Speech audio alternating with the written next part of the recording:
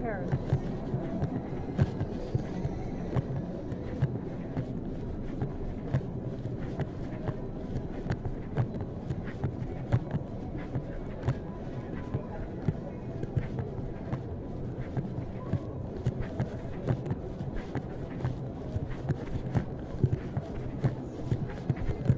Oh no.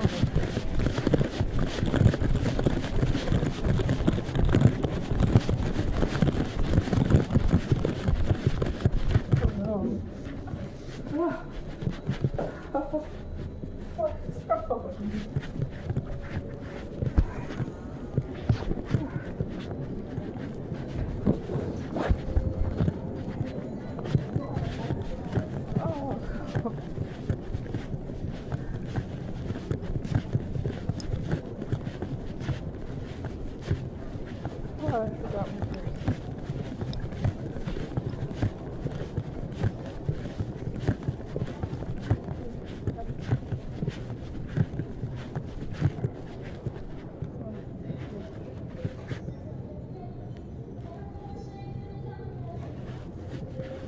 That's why I'm ready. I'm ready. So sorry.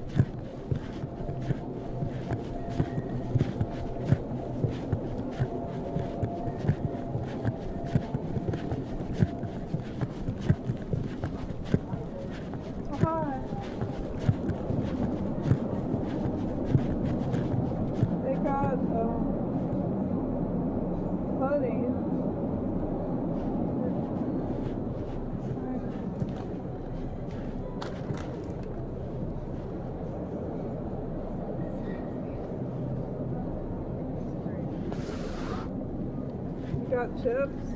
Yeah, that's kind of right. Which did well, shop.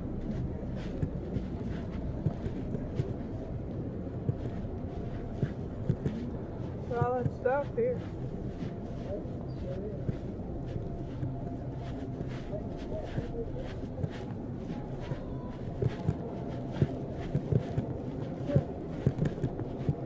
What they got here? They got something different. Superfish. Moss? Sea moss? Wonder what that's good for. I don't know. I've never tried it.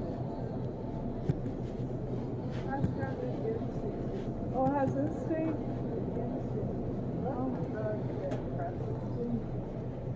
Oh. Sea moss. Has limited life.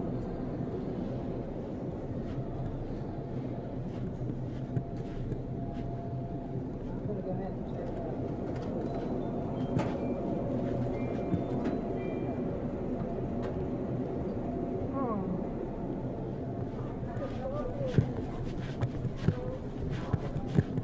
Oh, can I try this sea moss? I'm just curious about it. I don't know. Shake well, it's a dog, so. Okay. But let's go. What is it? It says shake well. But I read on the bottle it says shake well. I will, I'll try it. The moss, sea moss. Do you want one more? No. Okay.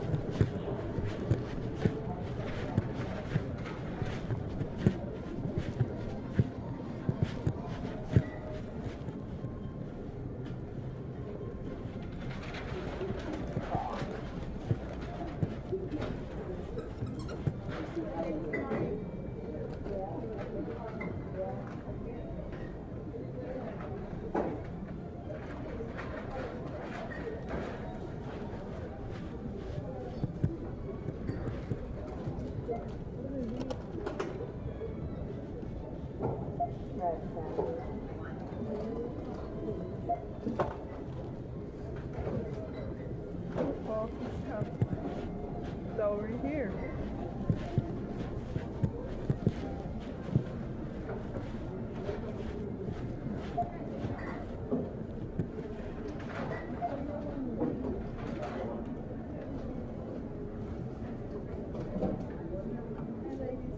Hi. We're all together. We're good. Thank you.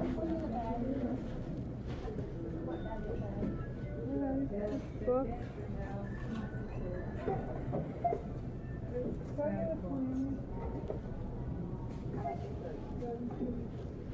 Okay.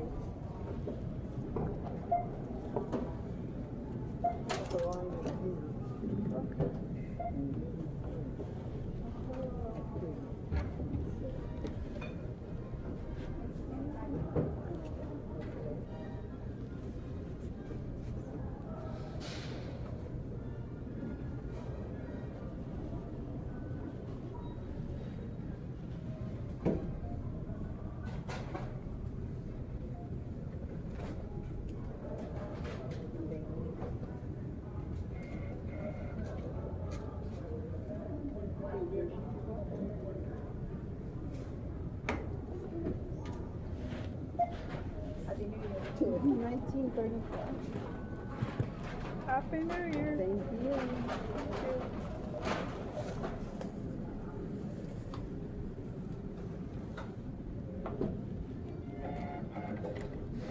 And that was it. All right, thank you. You're welcome. 1852. Okay.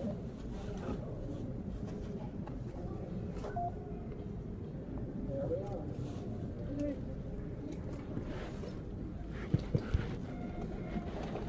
And the last receipt for you. Thank you. You're welcome. Have a good afternoon too. Happy New Year. New Year's. Welcome. Take care. You too.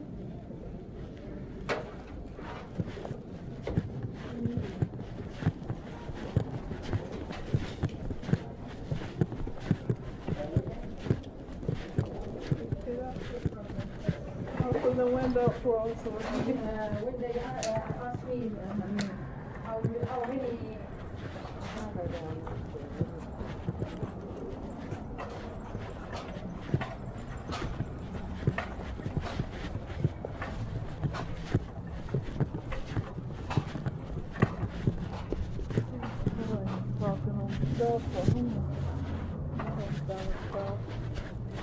That's smart.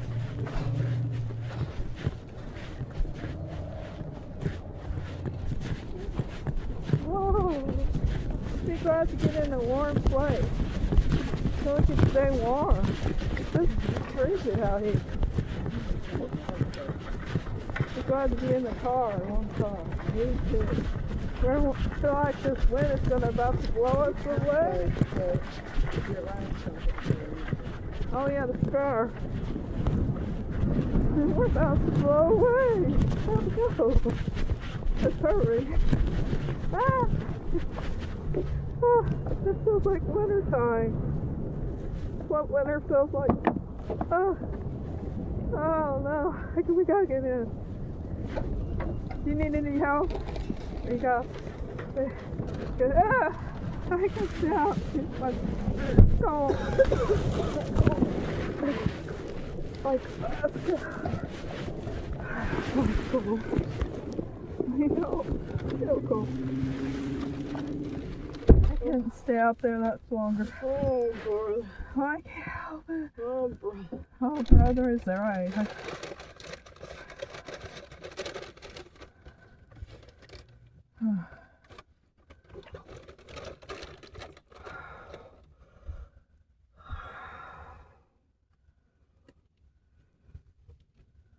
mine. I know. Guess I'm not frozen material.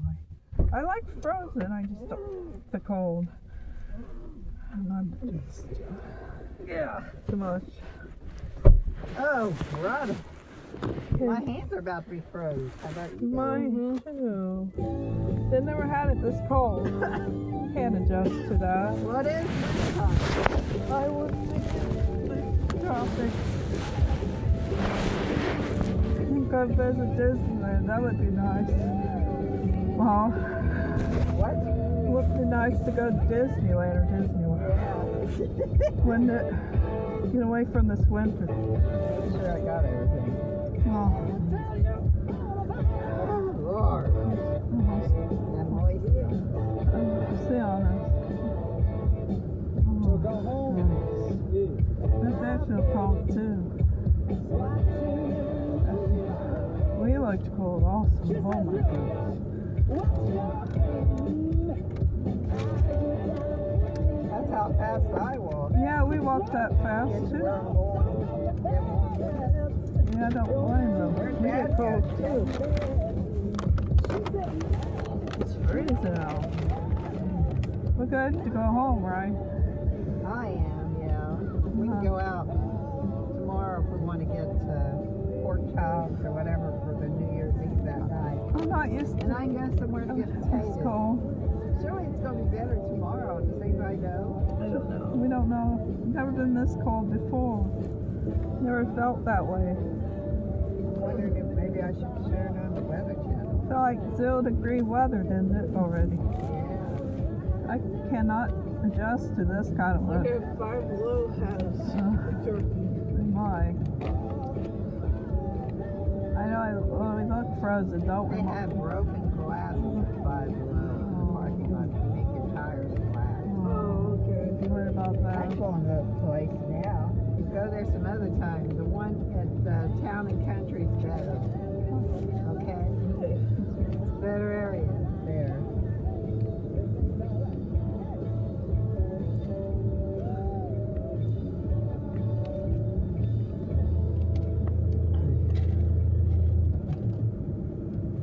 Back to the 3 days, Paul Rogers on vocals finally made it into the rock call this year. That was another huge moment for band company. I forgot to take mine out because I was frigid. Dad goes to the bathroom. I'll take mine when I get home. Yeah, we felt frozen, then we walked. He was never nominated. Yeah, I thought Dad'd be sitting out here, but he might have went to the bathroom. We almost became staff to walk.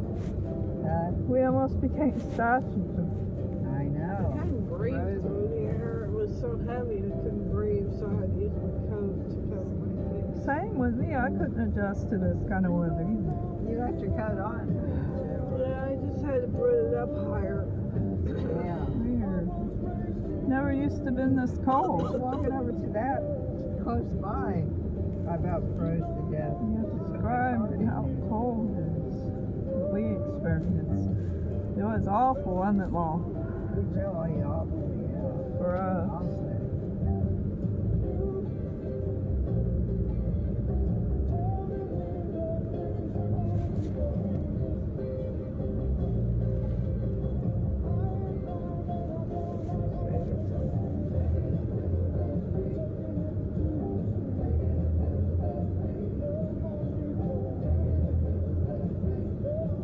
I'm nervous a little bit. I want to try that rosemary shampoo when I get home, maybe either tonight or tomorrow, Mom. What's that? I'm going to try that rosemary shampoo and the oil. Is that alright? I don't care. How's it work? Says I it. already got shampoo for Christmas. I'm glad you did. Put it on and you rinse it out? Or Yeah, just put very little on. The woman gave me a tip at what the kind did you get? Just good. rosemary. I told you at a health food store. Aw, I mean, how do you... Oh, wait a minute. What kind did you get, man? and oil. From the store. Oh, I thought you got yours at the store. No. Just me. Myers. It was at Myers you got yours, remember? You ran out of something. Oh, deodorant. No, Mine- shampoo. Might add up a little bit, didn't it, Mom? Yeah, here's your dad. Just a little bit. Get in here. Just hurry. What's taking him so long? Put the bag in the back seat so you don't have to go all the way over there and freeze to death. Huh? Oh, yeah, I forgot. They said it works for dry hair. The oils, you could either squirt 2 or 1 to make the hair grow faster. And that's a good tip at health food stores, she told me. I felt like the wind was wrapping around me. It did it to me too, sister. It's the same It thing. didn't do it to that. Well, that was weird. Is it something you rinse out? Yeah, this is the shampoo, but not the oil. You just leave it in your hair. Oh. I'll just show it to you. It just helps your hair grow out faster. I found it on an advertisement about rosemary. He made it. About it. What I it didn't does? get the pork chops, but I got the sauerkraut. Want to know what else they said it does? What's it supposed to be like tomorrow? Makes your hair shine. I think really tomorrow will be a does. better day to get the pork chops at Myers.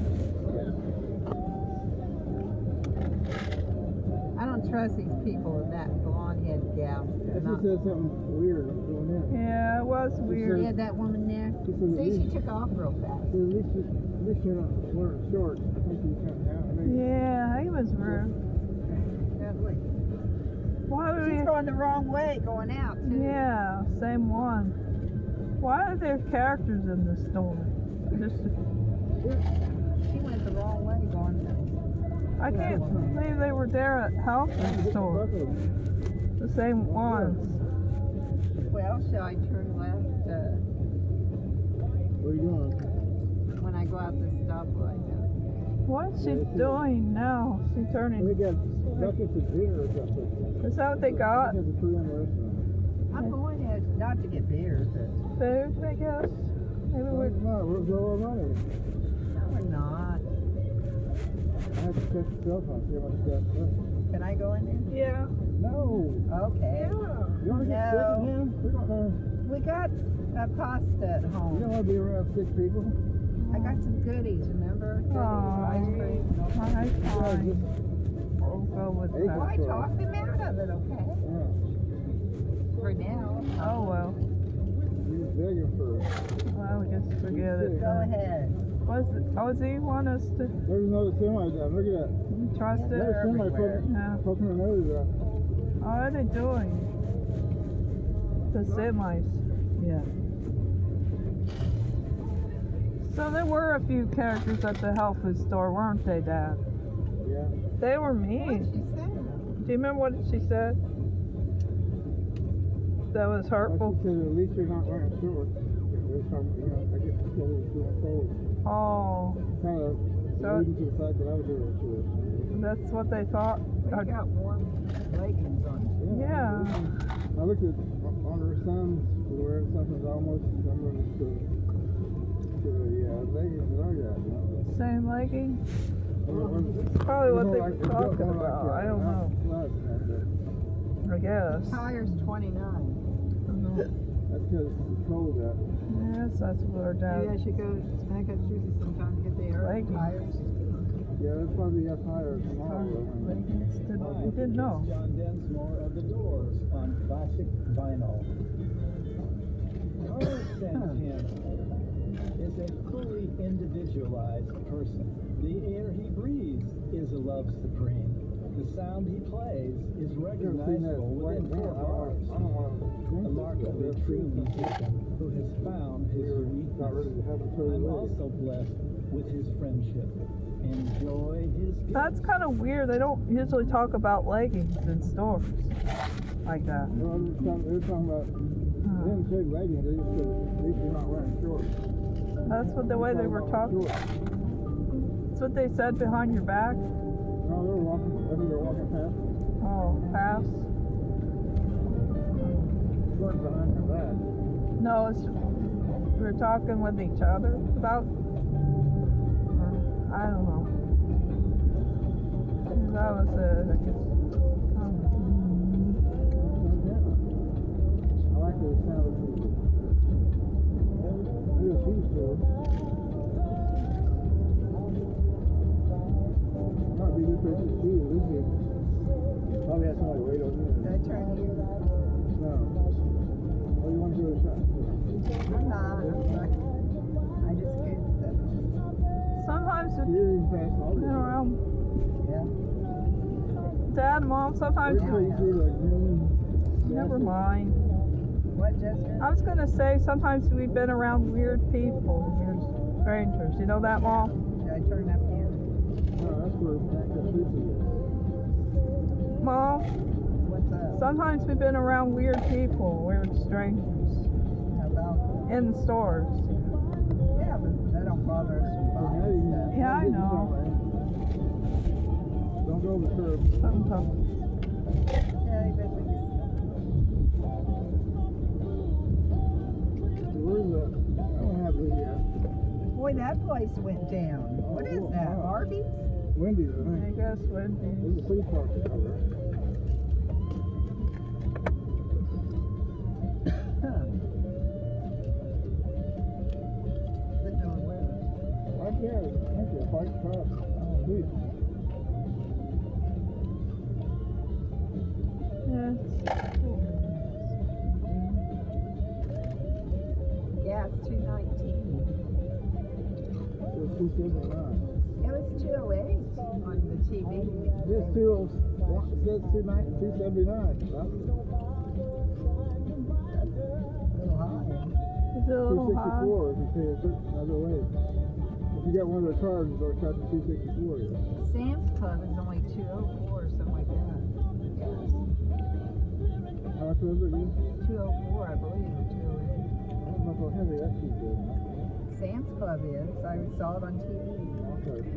Over in Miller Lane. Well, it is. It wasn't that cheap when I got the gas. What's gonna be it? Right, Gabe? I'm just like trying to go ahead and pull out. If they got a stop thing. Where do you think he wants to go? Oh, way over here. He ain't going to be able to.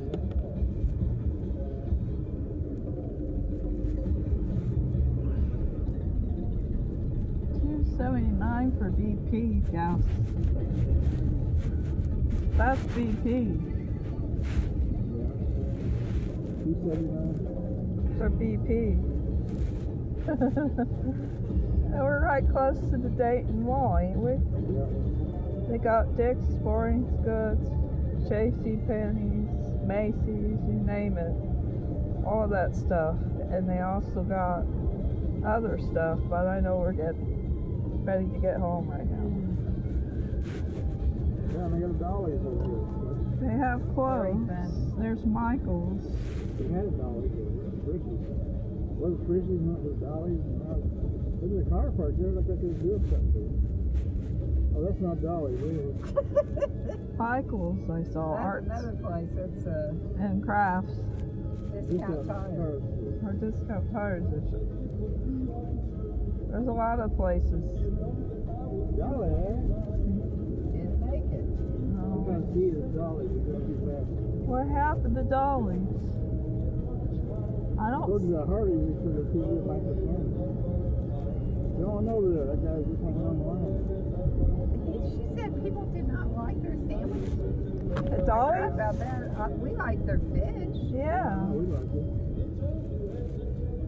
What's wrong with people's taste buds, I guess, Dad? Maybe they like green. Maybe they have a different Traffic. taste bud, I guess, than ours. There's the Enterprise car rent-a-car. So it is a rental place, a car rental place. I don't want It to. says something about McDonald's on there. Maybe you can cut to McDonald's right across there and come out. Oh, okay. We get to hear catchy music from the Doors with the piano playing. You can hear that on there too. From the Doors. That's the name of the group. That place, I haven't heard Edwards. Gordon's is a Oh, little it's busy. busy. It is. A little bit busy. Oh, that wind. Strong. It's about to pick our car up. I know, I felt it. I felt it too. At least we're heading towards homeward safe. There's another white police car. Look at that. I couldn't believe how Look at crowded. that. They're really out because of the holiday. I Oh. can't believe how crowded that place was over there. I thought for sure people would cancel their appointments Oh, they sure enough, because the weather being so bad. but it's still kind of bad out. We get a lot of snow pouring in. Might get deep snow, right? What's up? We might get deep snow this year. Oh yes, I'm Hey, sure. DDR. That's what our license plate starts with, is DDR. That's the white car there. License plate starts with DDR. Same Oh as my ours. gosh! Oh my gosh! It's the old license plate. It's a- DDR. I can't tell what county it is. Jeep. That's like ours. I'm pretty sure ours is DDR. Oh, Let's check when we get back here. Is it GDR? DDR. Why is that? I don't know. Is it a different number? It's a different number, but same start. Same letter. I don't know. Daryl for Daryl. Daryl Rose. Granville, Burl, Rose. Or could be. I don't know. But they call him Daryl, right? Good David Rose. Check it out. David Rose. Should be Starbucks. B, David. See what that looks like. Granville, his real name. Kind of crowded. Granville, yeah. It is Daryl. That's his middle name. Oh, then that could be Daryl Rose. Could be him. Maybe Say he's hi. taking a ride. Let's say hi. That's the woman who's driving. Oh. The Carolyn. Carolyn. Yeah. That's that kind of life. It's about 5 blocks. It is Daryl. Say hi. Uncle Daryl, but it's probably not Daryl.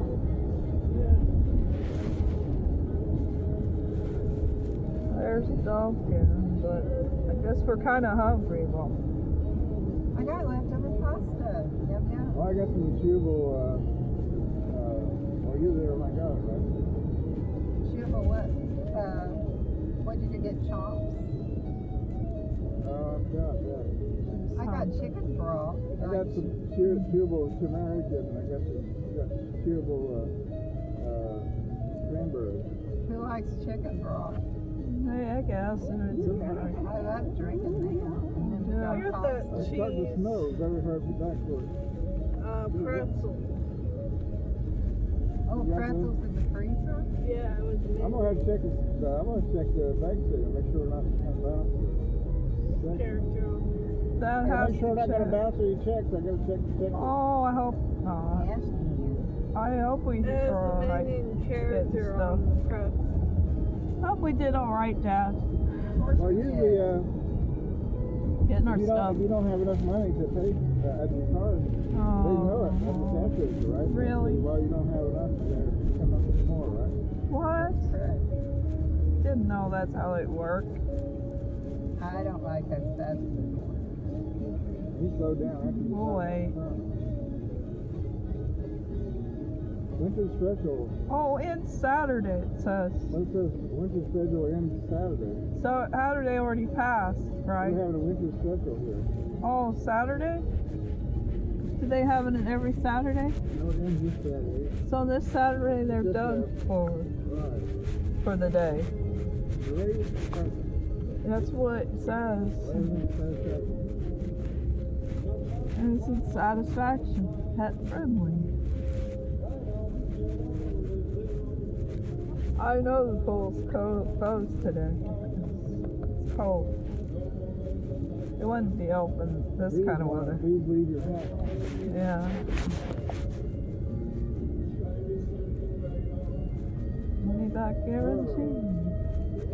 They say please leave your hat on. No, I should. Let's light my fire. Leave your water on. Looks like the clubhouse is busy today. Yes. Doing so. What could they be doing? Some kind of event. Swimming in the pool. Maybe they're having an event, I guess. I don't know. That's There gotta she be is. what they're swimming in the pool, don't you think? That's very funny, Day Mom. for it.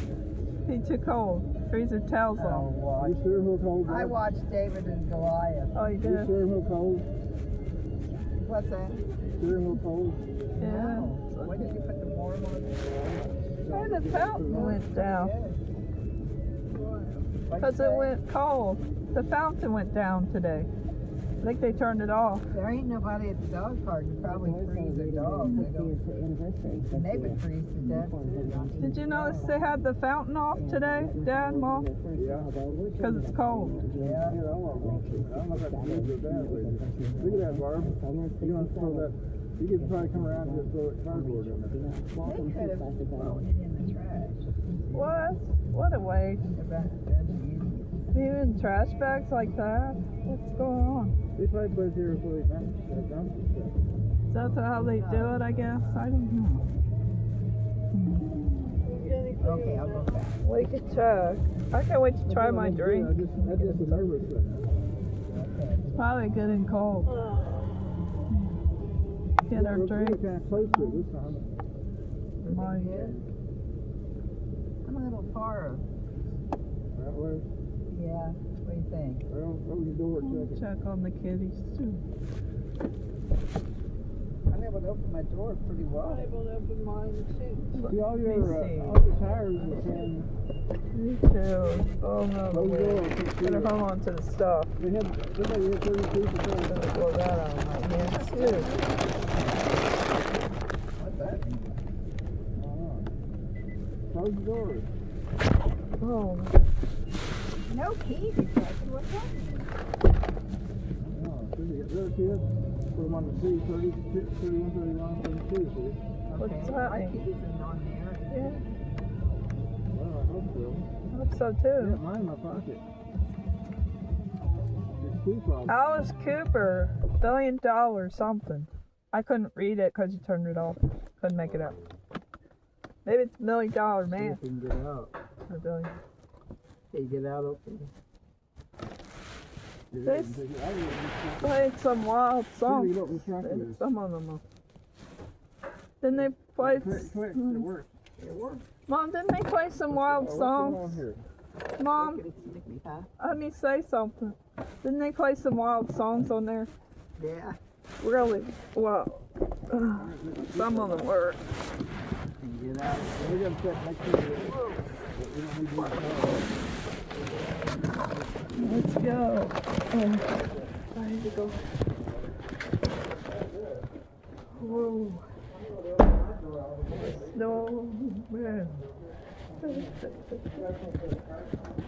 I'm a snowwoman.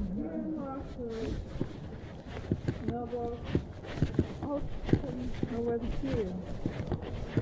I'll figure this out.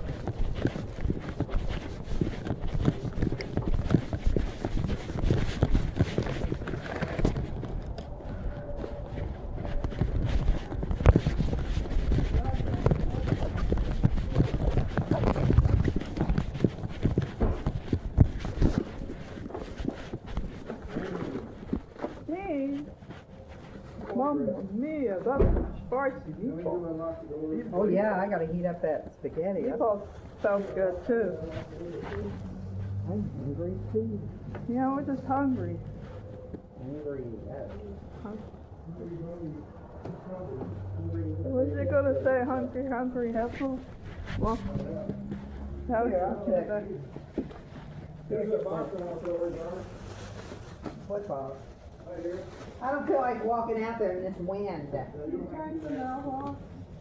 No, I will. Okay. my drink. Let me just bring the key back. You know which one it is, right? It's sneaking because of the cold. Oh, good Lord, it's cold. I'm gonna go in. Sounds before I was we heard some different kinds of songs too. How about Playing on the radio.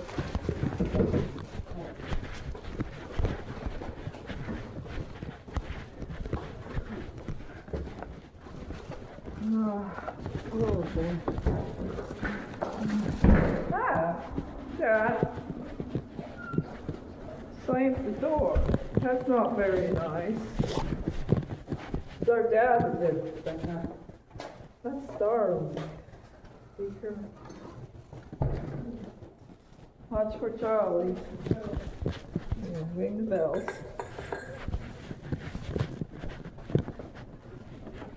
There we go.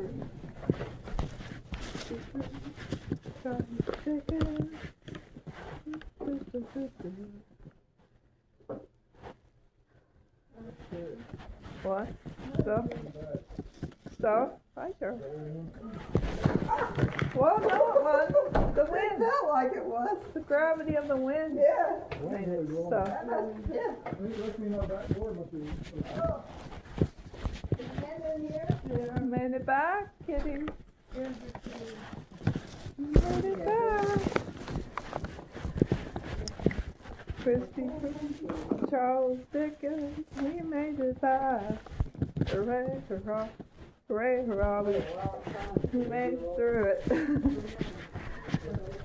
We shopped, got some goodies, collagen, dill pickles.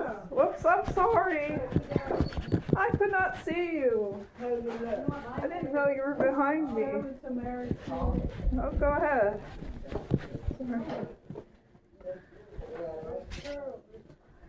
Maybe I don't have eyes back in my head because I can't see people behind me. Yeah. Mom does. Collagen. I'm gonna try this drink. All I have to probably do is shake it and then drink it. Oh. This is the drink I'm gonna try. Sea moss, you know, it has lemon lime. Yeah. Is that a good choice? Yeah. Sea moss from Health.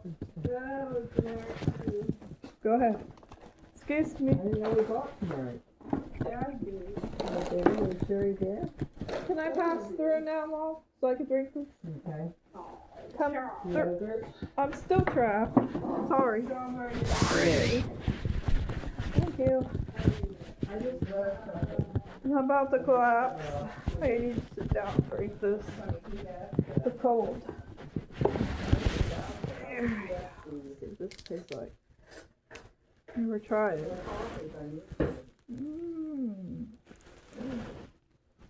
There's no stuff over here. The ice cream stuff. Wow. Okay. That tastes different. What does it taste like? Good. Has sea moss in it, but I like it.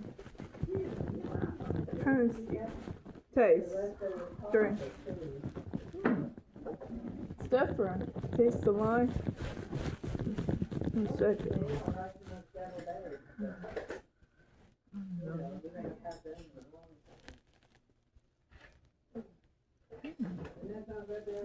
Yeah, it does.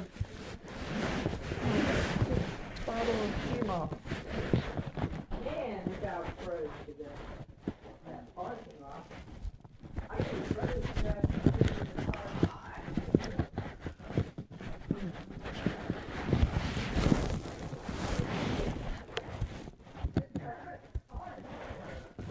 I don't know what this does. It's different. Really good. Got my fingers felt frozen. Oh, it did for me too. Mind and body boost. You even have, Concentration. you even have this. White Castle burger. Oh, White Castle. yeah, that's them. How do you make it? Read it and see. I want to see that for coffee.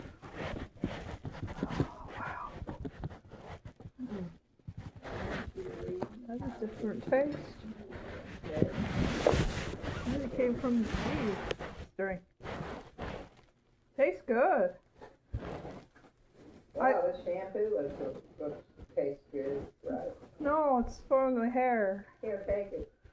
I want to try it maybe tonight. Big my hair, Mom. Yeah, I need to try it, Mom. Sarah. This little dab will do that. Yeah, she told me. It's not, that way it'll last longer. It won't run your hair, right? That's what she told me. Here's cranberry gummy. Am I I right? want cranberry gummy. She told me. You are. Cranberry gummy. You want cranberry gum? We got this thing. Yeah, of course. I'm gonna do this, right? Okay, thank you. Okay. I'm drinking moss and I'm putting this stuff right here.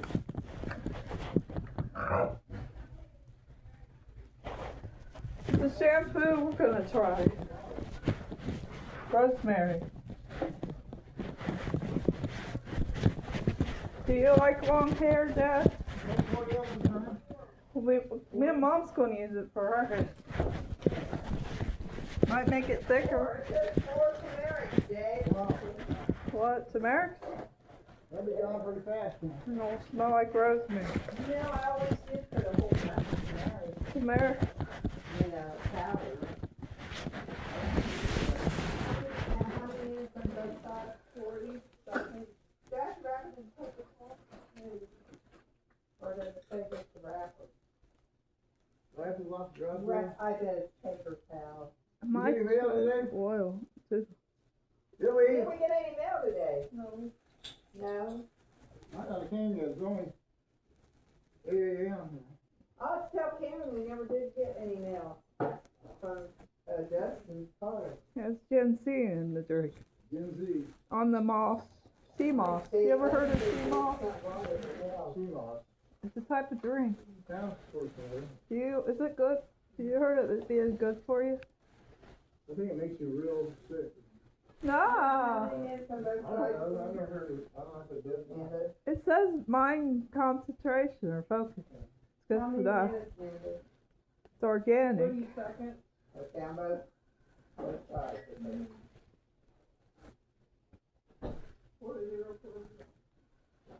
It's focus and concentration. So I'll have it. It's not GMO, so it is good for you. Sea moss. Who all wants this? I do. White Castle.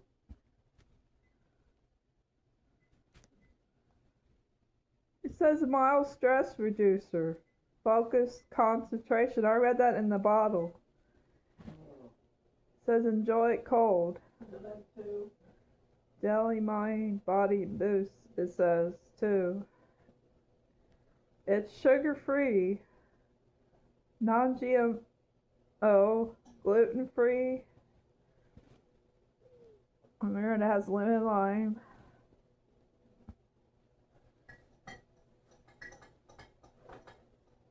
Liver? Oh, David, did you get that liver stuff?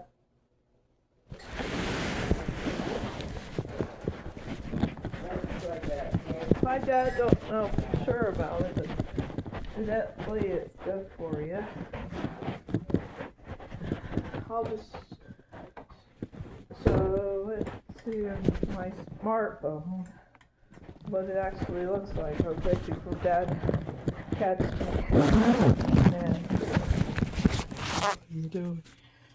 It's working. Here it is. I don't know if anyone can make it up. Has that too. It's called sea moss, something ash and ginseng, and that lemon, and this is what their bottle looks like. You can see on there I already drank out and it's almost gone. Usually it was like that when I bought it. It's good, it's not bad. So a bottle I picked out. Read the ingredients on it. What it has. Let's try it. I think it was $1 something like that. How much? I think it was marked down on sale.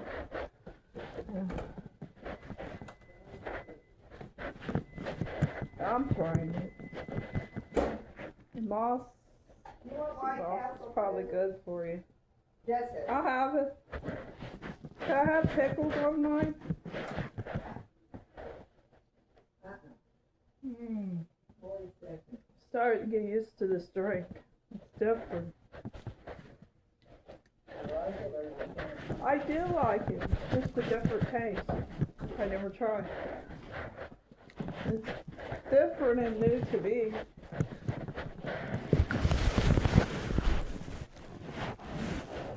Wonder where sea moss comes from. Where does it grow?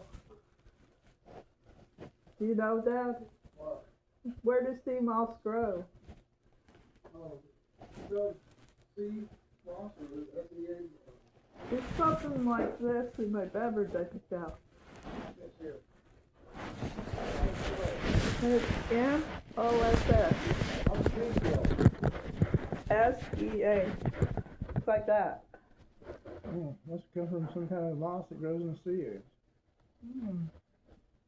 I don't know what that looks like, but I picked it out to try it. It's different. Oh, that's clear to me. But it has a lemon and lime in it. No sugar added. That's good. Non-GMO. It's a healthy drink. Sounds like it. I think it's good for you. Mind and focus. That's what it says. Good focus? Okay. Zero sugar added. Water. Fiber 1 gram. Total sugar is 0. No sugar. Vitamin D. Doesn't say how much vitamin D it has in it. Oh. It has ginseng. Ingredients: water.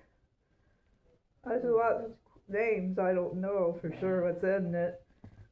Organic sea moss. They mentioned that on there. Okay, so it must be some kind of moss. So they grow and harvest it, and then they produce it in the supermarket. They have it in a glass bottle. Looks like this.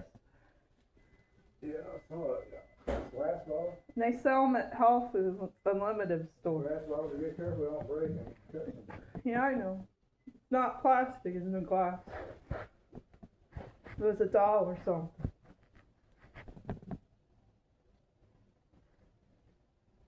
That's how much it was. $1 or something. David, What? I didn't get to buy any bread anywhere. Oh, I have biscuits in the store though. I can make biscuits.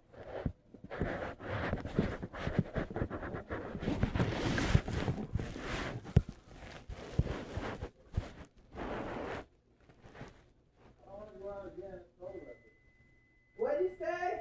I don't want to go out again, it's cold out there. All right, I know. That's good, working lane. Excuse me. I'll go back, blow the doors off the car. Yeah, Okay. like it did the last time. It I'll almost just go tomorrow. broke our door. Man, I never had a drink like this. Oh, I didn't get a fork for Dad. Here. Something different. Thank you. Oh. Can I have a little mayonnaise? Mustard? What did you do? To cool it off. This is hot. Why we need mustard and mayonnaise? Oh, you look for it then, okay? Yeah, like it's being Dad's. Charlie.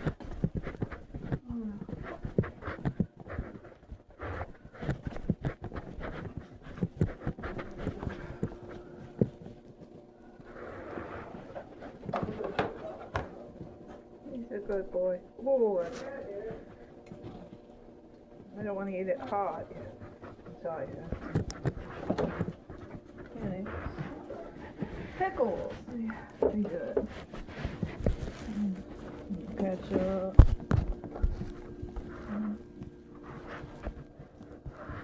Maybe this kind of mustard.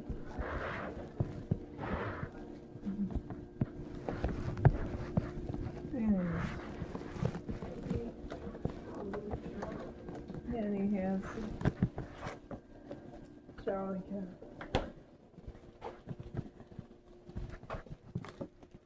Okay, where's Parmesan cheese? Oh, there it is. Right Probably don't. Yeah, I'm going to. I don't want to burn the stuff up here. It's a small kitchen, I saw. Yeah, well. Oh. There. Pickles.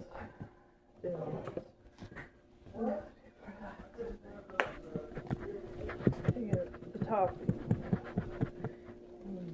Pickles.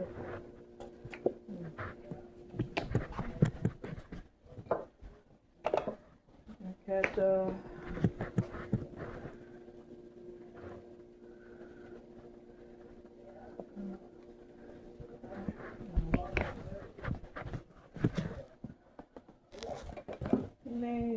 Maybe that'll cool it off. I'll try it with my seed.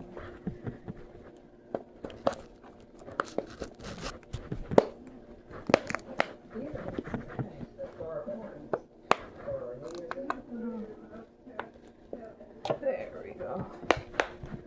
That'll cool it off. I get to come here and eat. Cool my sandwich off because it's hot. Okay, my turn. Your turn. I never had them all. It had a different alien type taste. That drink does. Guess what? I liked it. Yay. Something different in me. Had an alien type taste. Mine did. The drink I had. How do you say alien? Well, because I felt like it tastes like another planet, the moss drink. Yeah, this world, one of those drinks. Wow. None of mate. It's a new drink. You tried the butterfly lagoon. I tried a tea butterfly. It's different. But I never tried it at the place you got it at. I just tried the sea moss.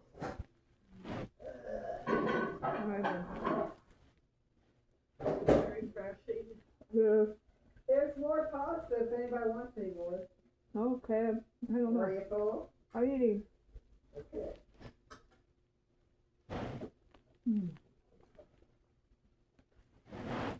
So kitty. In here. Got some good.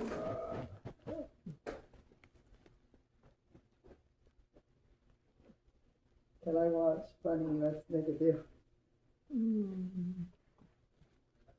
Did you find a match with my stockies? What's in here? What's in there? Yeah. Oh, the bush.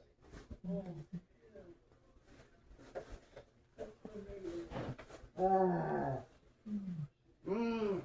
Okay.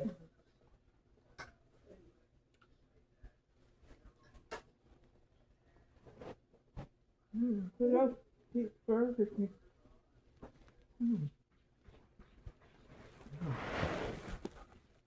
Pickly. Hey, that box is on now. Put on 7. Alright. Oh, that's not 7. What you got me do? This stupid thing showed up. Okay. You got me having this dumb thing. Get one of the apples. It'll go off in a minute. I'm stuck with this channel, Mom. Because you told me to turn it on, Mom. Now I have to be stuck with this. I don't know what this is about. There, it's off now. 7. What is this? I I'm don't. not watching it. It's gruesome. I Whatever it like to is. watch comedy. Hey, let's make. Alright. It looks gruesome to me. I don't know what it is. Oh, come on. Hope I pressed the right button. There we go. It is.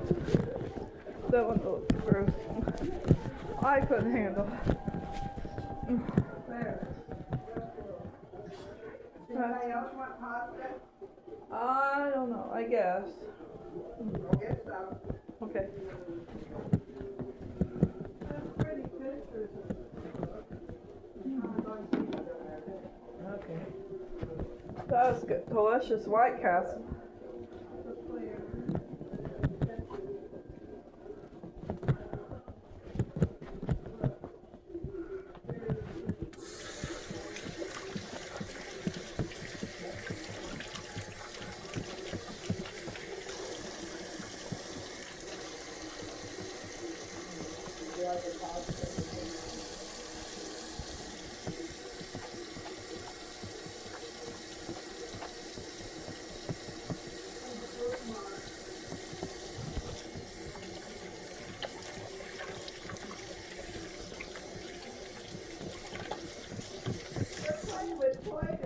Oh, they are?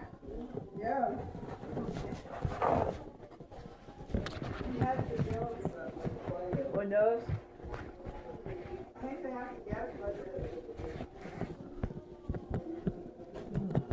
They do. Oh.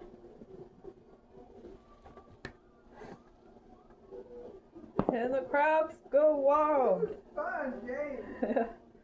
And the crowds go wild. They're excited. Wow.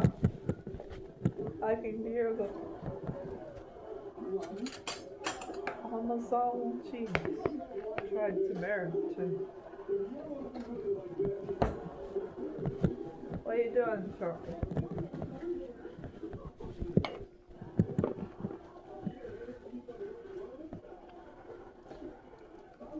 The prices are high.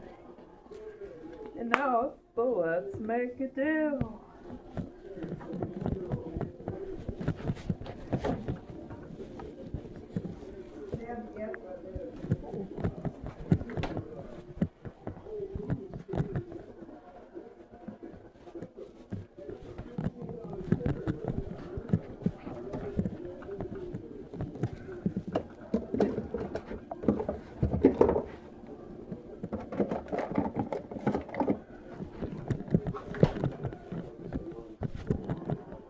Burrito meatballs. Oh, that's what they're doing. This is a game.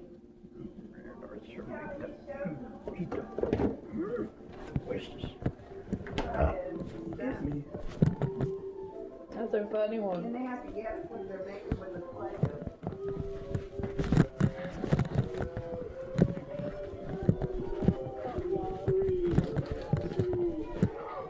Oh, Play-Doh. How to play it. Looks like fun.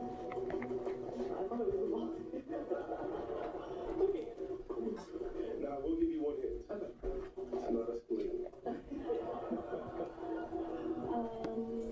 Got this.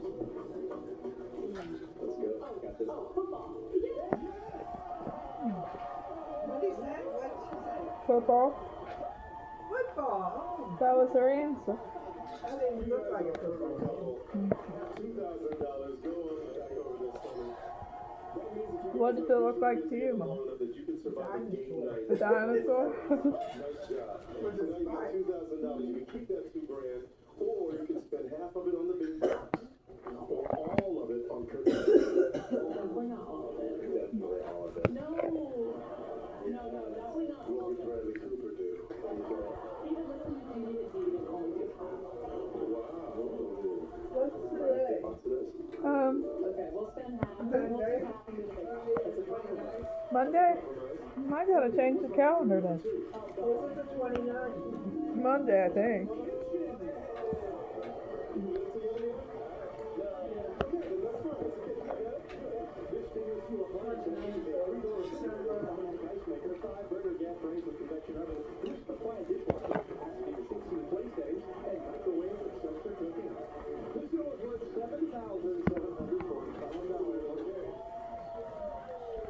Okay. You keep me half your money.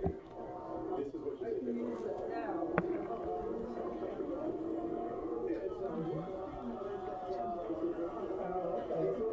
Rusty butt.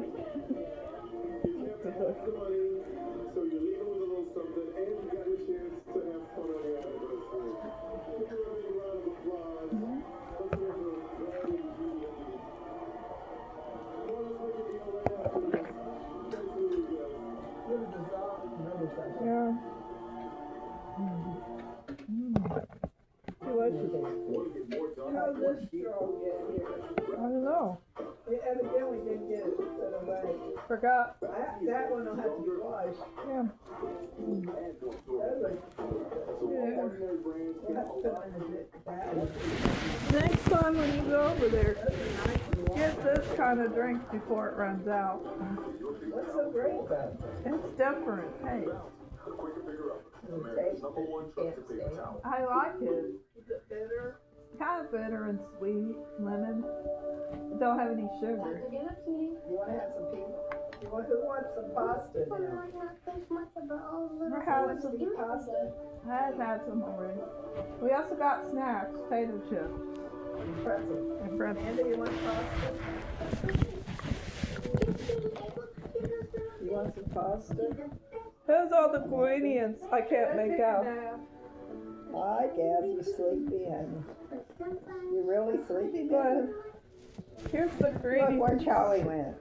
Up to his little place. I'll take a nap too. What? Here's the ingredients that I can't make out the rest. So I have no idea. I can't see it on my glasses. Let Dad read the ingredients. He's always so worried about stuff. Okay, I'll let you read the ingredients. Those are different ingredients. I finished it already. Just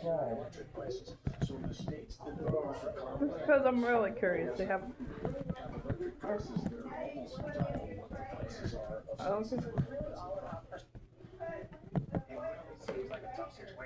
Water, erythritol. I don't know what the erythritol is. Put some organic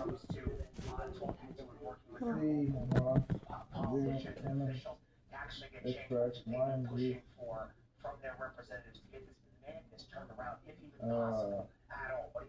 concentrate, organic ginseng. Yeah, I mean, I think there are a lot of good The solutions ginseng out gives there you with energy. natural gas. I mean, So natural that's gas what doesn't ashwagandha, produce yeah. nearly the amount of carbon Oh, that things like coal that's what it has? Organic in that nut direction fruit, to that improve makes the it sweet. environment.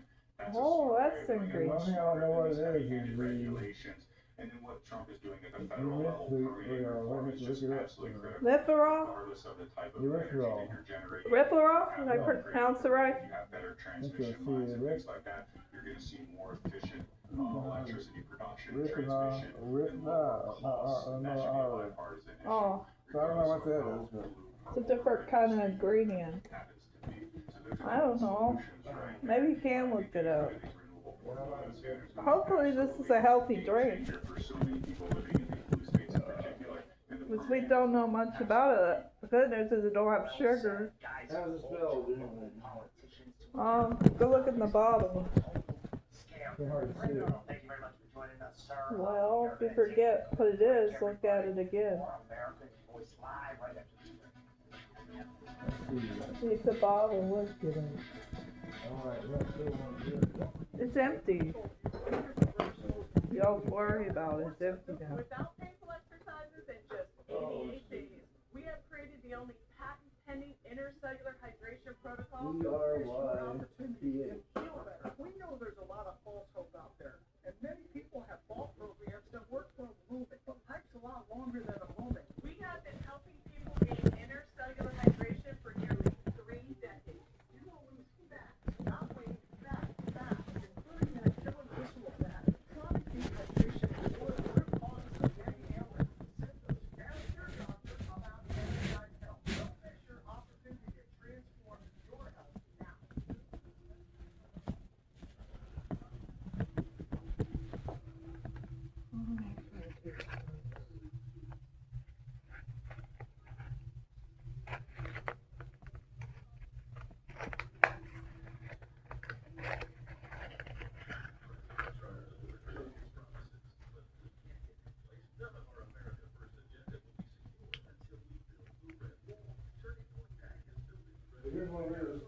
What is it?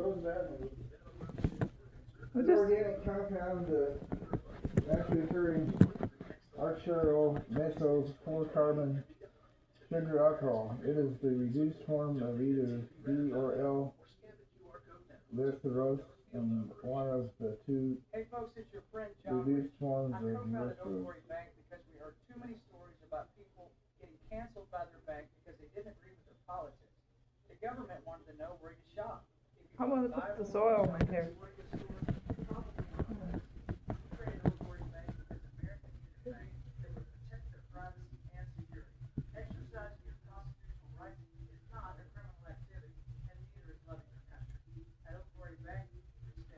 Erythritol is a sugar alcohol. Usually low calorie. What kind of sweetener? So it is good for you? You might have to get you some too then. No calories. No calories? They're natural in some fruits that often use sugar-free products. Because it's not that's what it is. Oh, it is?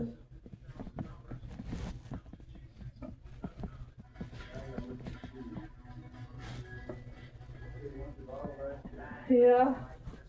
Does that make you want to get some?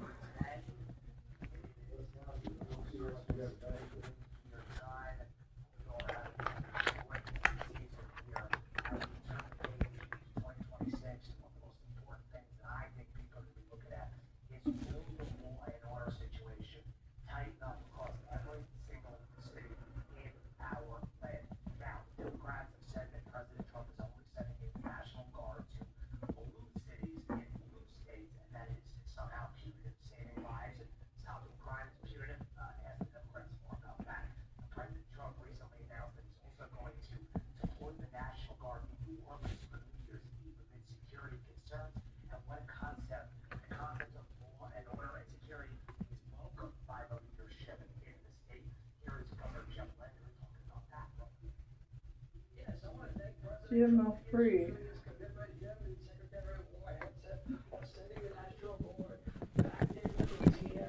Here's great.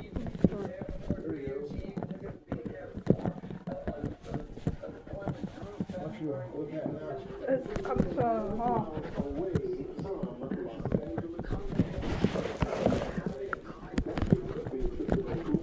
Puerto Rico or Boston. If you pick the correct trip, you win the trip.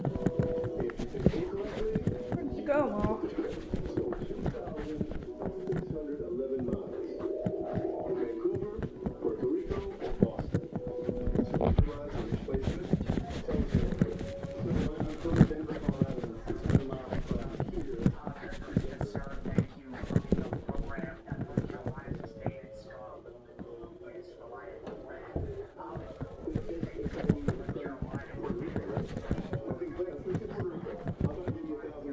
Huh?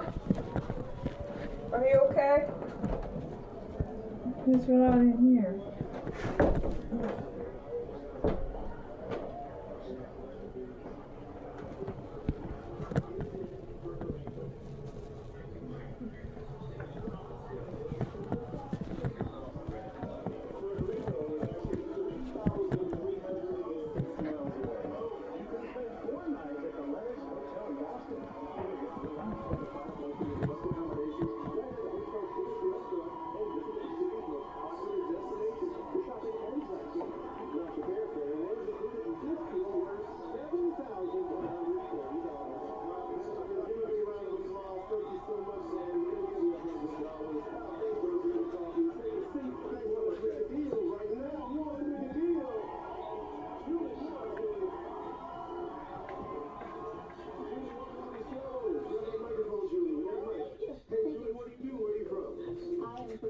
California. I'm an office administrator for Grace Church San Diego. There you go. Welcome. Here's your deal. I have an envelope. I have the envelope. You got the envelope. Is this your envelope? That is my envelope. Okay, easy. So Jonathan has this envelope for you. We're going to give you a clue as to what is inside the envelope. Okay. Tiffany, myself, and Jonathan are each going to make sound effects. Our best version of what we think is in the envelope. Okay. And then you decide if you want it or not. Tiffany, why don't you go Let first? me go first. Okay, ready?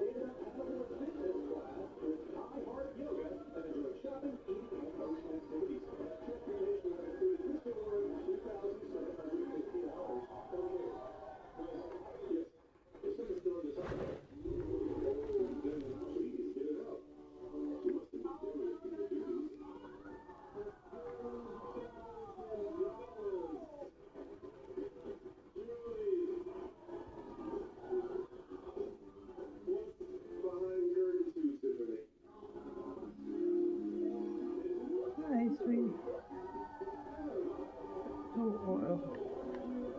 That's for him. Oh, sweet child. Maybe it does work. We'll see.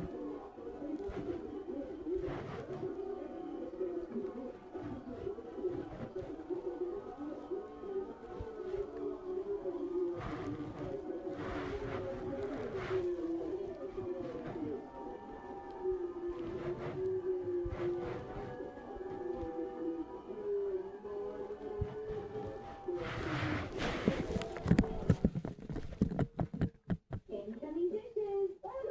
Dawn's Power Wash flies through 99% of grease and grime in half the time. It absorbs grease 5 times faster. It replaces multiple cleaning products. Also got gains. Dawn's Power Wash, the special grease killer. Yeah, that woman was helpful when it comes to hair. She told me what advice to give me if I want my hair to grow out and not thin out. What one was that? It was at the desk telling me what the best kind. I asked her about what would work for having the hair grow out long and not shed as much. Health Foods and Lady? Yeah, lady helped me. Okay. Well, nice. I asked her about rosemary because they advertised it on my phone. Yeah. Did they ever advertise it on your phone? I heard it. I was doing good for you. I don't know how to do this for a year. Well, I heard it is. It might be. I don't know one way or the other. The woman at the desk seemed helpful. Nobody else talks about it on TV, on your channel, so I don't know. They may bring it up someday. They may discover that it might help hair grow out. I'll just see the results and see what happens. I don't think men could try it because unless you don't mind having long hair. It does probably make it shine. Look at that. Does it shine? Yeah, I was dark and kind of Unless you like long, wild hair, you know. It's up here. Many more needles left. Back on Yeah. I was asking, do you like long hair? For you? Yeah. I don't know if I like it for myself now. How do you think my hair looks? It looks good short. Usually women. It's a woman thing. That likes long And hair. then you know what happened to me? What? That dumb plunger was stuck like a suction cup Oh, yeah. into the container comes out of. She says you So can I had a try hard time getting that out. this, a few drops, and you'll get the best hair. I'll let you share mine a little bit. What you do, put it in your drink, No, in your hair, she said. and then you rinse it out. No, she didn't say that. She was helpful with the rosemary stuff. I see you spent almost $200 It was 160, she said. 165. That's perfect. Smell the rosemary. Just got about, That smells good. That does. You want some on your hair? Little drop. we got 2 different things. I think it ended up about $40 or something like that, and then Jessica did about $19. I got what I got. on her card. And how much do they have So we left? had more macaroni and cheese. How much do you have left? Well, I got, I don't know how much it's got. It's not real low. Not real low. Let's check it again. I put the rest of macaroni, spaghetti away, It's and, gonna get cold, Barb. huh? It's gonna get cold. I put it in the fridge. I got an idea. Is it still in the pan? What? Is it still in the pan? Yeah. I'm gonna put a little milk in it, boil it in milk, and that'll make it real tasty, okay? Mine was cold with you. Huh? It was cold enough, hot enough. I know, but this tastes even better when it's, when it's juicy, because, excuse me, Jessica. Sometimes I put drops in my hair, or sometimes I just put it in my hand. Try it with the hand, because it says keep away Okay. contact with your How eyes. about, okay. How about if I make you chicken broth? There. How many? Little drops. All right. Guess I didn't have coffee yet. Then I rub my hands together? Then you rub your hands, and then rub it in your hair. Try it. Okay. That's what you Do can you do. do your scalp or? Yeah, it works for that. It will make your hair shine and will make it grow out like mine. Don't get hair on the food. Okay. Be careful with that. See? It has a good smell to it. That woman was very helpful. How's it feel?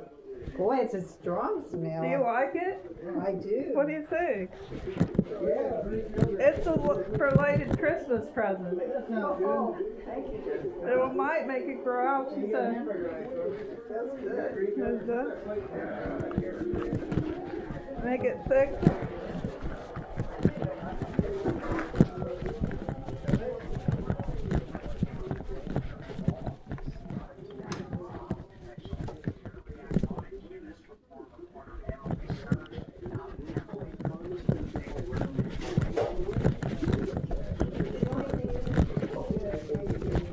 You try to use a little bit because you don't want hazelnut chicken broth. you want to use a little. Coffee, I meant to say what? You want to use a little bit because it's a very expensive bottle and you want to waste it. Okay, honey. Does it look thicker on mine? Yeah, it does look thicker, yeah. I put a few drops.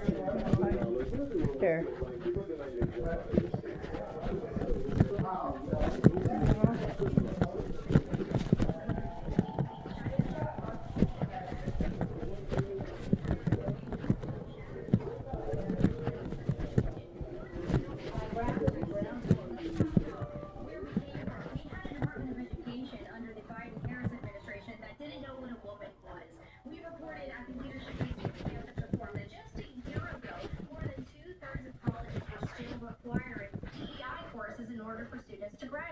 Schools like the University of Michigan were hiring faculty with DEI ideological litmus tests, and then we had schools like Stanford that were still just a year ago requiring students to submit essays saying how they would contribute to diversity, equity, and inclusion on campus. Now we've got a new man in the Oval Office, and every single higher education issue you look at, whether it's merit in our classrooms, campus anti-Semitism, men and women's sports, we have seen so many successes within just a year. I'm very optimistic for 2026.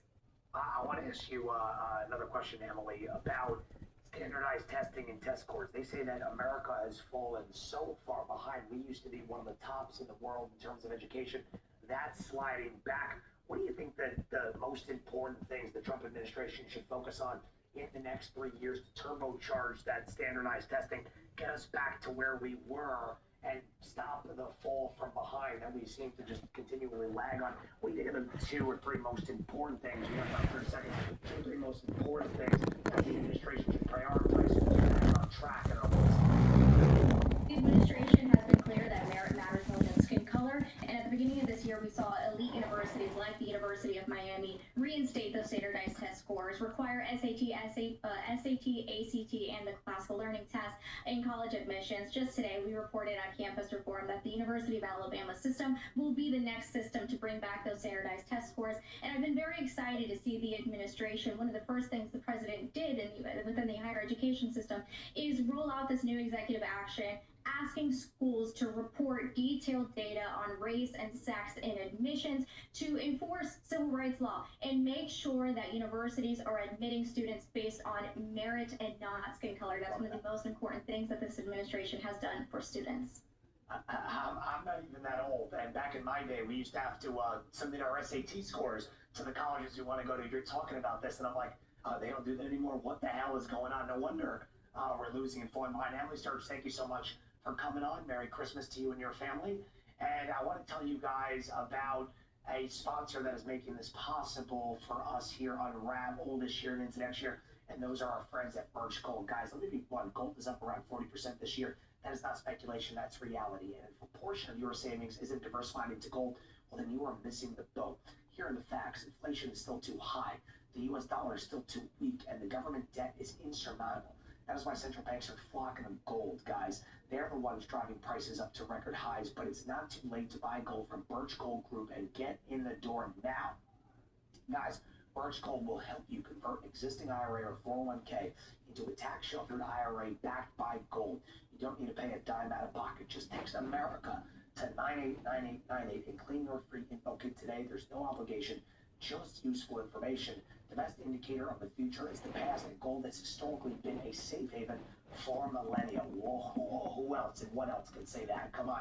So guys, text America to 989898 right now to claim your free info kit on gold. That's America to 989898. Protect your future today with Birch Gold.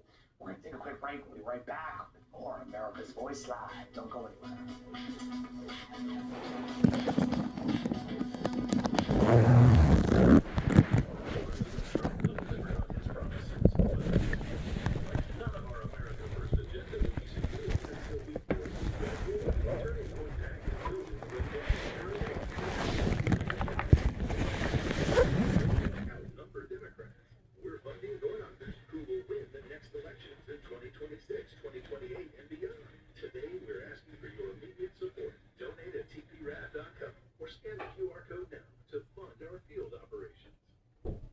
It's your friend John Rich. I co-founded Oak Glory Bank because we heard too many stories about people getting canceled by their bank because they didn't agree with their politics. The government wanted to know where you shop. If you bought a Bible or you shopped at a sporting goods store, you're probably on a list. We created Oak Glory Bank because America needed a bank that would protect their privacy and security. Exercising your constitutional rights is not a criminal activity, and neither is loving your country. At Oak Glory Bank, we stand with you. J6er, I spent 1,143 days in prison. About a year in prison.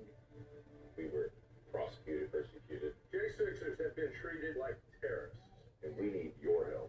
Stand in the Gap was founded to stand in the gap for J6ers working to rebuild their lives after being incarcerated. For just $10 or more, you can help these patriots get back on their feet again. Every dollar you give is being matched up to $50,000.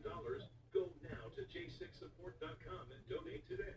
Charlie may be gone, but his legacy lives on. In you, in me, in the groundswell of patriotism he ignited nationwide. Now it's up to us to continue the fight for the heart and soul of America. And instead, visit tprav.com or scan the QR code to fund Turning Point PAC's grassroots operation. At Turning Point PAC, we're 100% committed to Charlie's big picture vision to build the Red Wall, starting in Arizona, New Hampshire, and Nevada, the three battleground states where conservatives outnumber Democrats. Go to tprav.com or scan the QR code and donate to support Charlie's vision to build an impenetrable red wall that will destroy the Democrats' plans and pave the way to victory for America First candidates in 2026, 2028, and beyond. Your gift helps us deploy door knockers, chase ballots, and ramp up our grassroots efforts for the fight ahead. Visit tprav.com or scan the QR code now to help us win in key battleground states.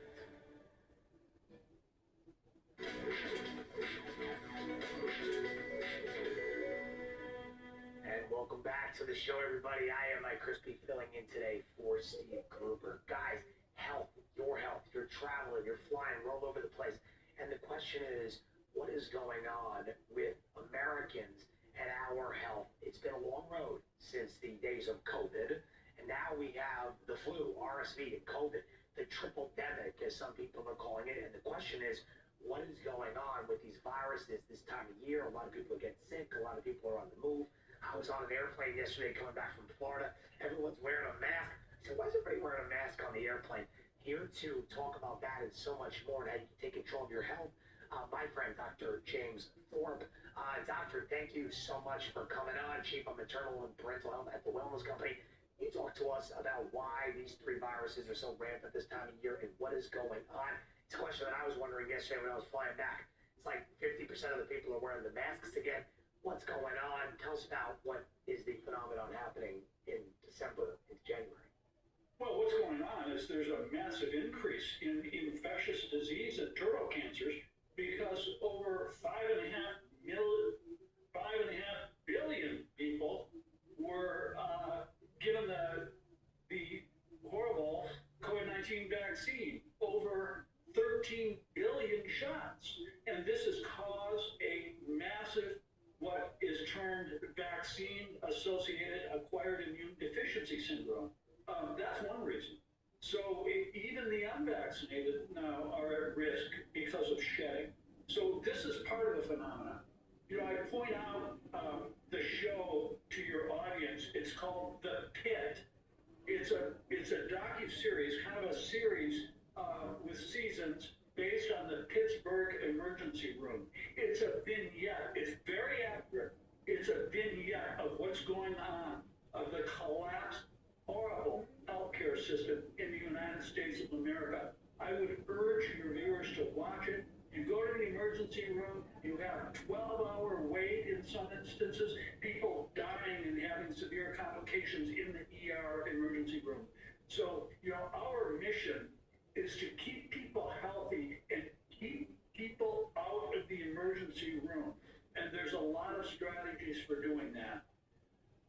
Well, I mean, it really is something that I've seen personally. Again, I've taken family members to the emergency room in the last couple of months, and I see all these people in there, and I go, there's really, really long wait times, and a lot of these people don't, and this is actually true, I'm not just saying this, they're not citizens, they're just in the waiting room, in the emergency room, clogging it up, they ask if they have health insurance, they say no, and the people, again, I'm in the New York tri-state area, they say, that's okay, and they just wait in line, and then you're suffering, and you have to wait longer, people are getting sick, getting more sick, as you say, because the vaccine actually had the opposite effect, surprise, surprise. So we've been hearing a lot about all these problems out there, and obviously the wellness company is out there, and they are helping people. They have the new spray that you guys have, the new nasal throat spray. So just tell us how people could utilize these tools, your products, to take control of their health and what it can do for them now and into the future, so they don't have to rely on these unqualified doctors, 6 capsules today. crowded ERs, and pandemonium we've seen in today's medical system. What is this product, sir? Absolutely, for sure. What you're referring to are the immune defense nasal from sheep and throat cow. sprays. Oh. These are extremely How many did you important. take? Prophylactic. There's 6 of them They're today. not going to help after you get sick, but Laughing. I use them Can you twice chew a on day. I think we used to. Go to the grocery store, go to church, an airplane, sporting event, whatever. I'll use them multiple times a day. That will prevent the nidus of infection from progressing down your lung. So very important. The other important aspects are to keep your immune system in tune and buffed up. And, vitamin D is God's orchestrator of the immune system. Did you hear that? To keep your vitamin D levels up to 90 or 100, the upper limits of normal, Oh, not sick. the lower limits of normal, 30 or 40. You want them up to 80 or 90 by a blood test. You can order your own vitamin D blood levels without a doctor. It's cheaper. So I would definitely follow that. The absorption is erratic, so you can't really tell by just dosing. The other thing that we recommend is the liposomal vitamin C, and it's a high quality vitamin C, 2 grams daily. And of course, the natural immunity, twice daily. Between the vitamin D, the vitamin C, and the immune enhancer, you will keep your immune system tuned. And then when you don't forget your throat sprays. And by the way, the emergency medical kit is extremely important for every family in the United States of America. You want to stay out of the emergency room? You can. You can order a cadre of our medical emergency kits with life-saving prescription medications in them. Very, very important. I've used the emergency medical kit myself. Guys, the medical system is increasingly unreliable. You heard the doctor right there. You gotta go to twc.health/voice right now. And do not forget to use the promo code VOICE for 10% off your order. All the amazing products you are seeing here today. I'm telling you, nobody's coming to save you. You gotta take control of your own health. So go do it. Guys, we're gonna take a quick break, and actually we're gonna throw out to President Trump, who is live with Israeli Prime Minister Benjamin Netanyahu, breaking news on tape right now. And What's the liver? it's a little difference in what we're looking at and where we want to be, where we want to go. And so I just want to thank you for spending time. I know you're going to be over here for a couple of days, and maybe we'll be surprising us on New Year's Eve. That'll be fine. And it's wonderful seeing you and Sarah and your whole group. Very talented group. We've done very good work together, and it'll continue. So thank you very much, baby. Thank you.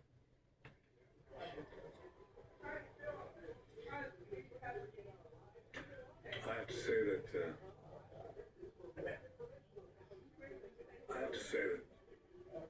in addition to what I said, that we've never had a friend, even close, a friend, as President Trump. Boss. I think he's been extraordinary in his friendship and his support for Israel, his principled positions, his willingness to just cut through to get to the essence of things. And I don't say that as a compliment. I just mean it. People have heard me say that behind your back, Mr. President, many times. But I want to say something else. I think we have a partnership, if I can quote you, second to none. I think it's allowed us to do enormous things. You know, people said there was a different conception at one time, which means that America can advance its interest in the Middle East if it opens a lot of daylight between it and Israel. And President Trump has done the exact opposite. He's achieved remarkable things in the Middle East because we work together. We talk about our ideas. Sometimes we have different ideas, but we work it out. And most of the time we see eye to eye. But it's been a remarkable experience, and this was a very, very productive meeting. And may I say a very good lunch. Thank you.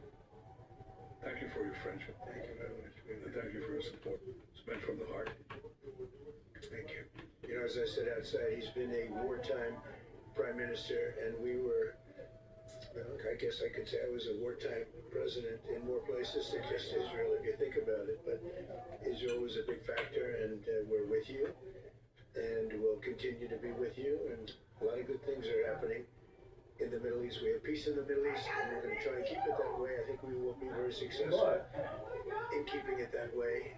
And you've been a great friend, and I've been a great friend to you, to Israel. It's been my honor. And the award that I was given was really surprising and very much appreciated. Well, President Trump has broken so many conventions to the surprise of people, and then they figure out, oh, well, maybe he was right after all. So we decided to break a convention too, or create a new one. And that is to award the Israel Prize, which in almost our 80 years, we've never awarded it to a non-Israeli. And we're going to award it this year to President Trump. This was announced formally over lunch by our Minister of Education that was responsible for the Israel Prize. It's going to be awarded to President Donald J. Trump for his tremendous contributions to Israel and the Jewish people. I think it's such a fitting thing, and it would honor us, obviously, Mr. President, if you could visit Israel in that occasion on our Independence Day. But I have to say that this reflects the overwhelming sentiment of Israelis across the spectrum. They appreciate what you've done to help Israel and to help our common battle against the terrorists and those who would destroy our civilization. So, again, that's an expression of thanks and appreciation.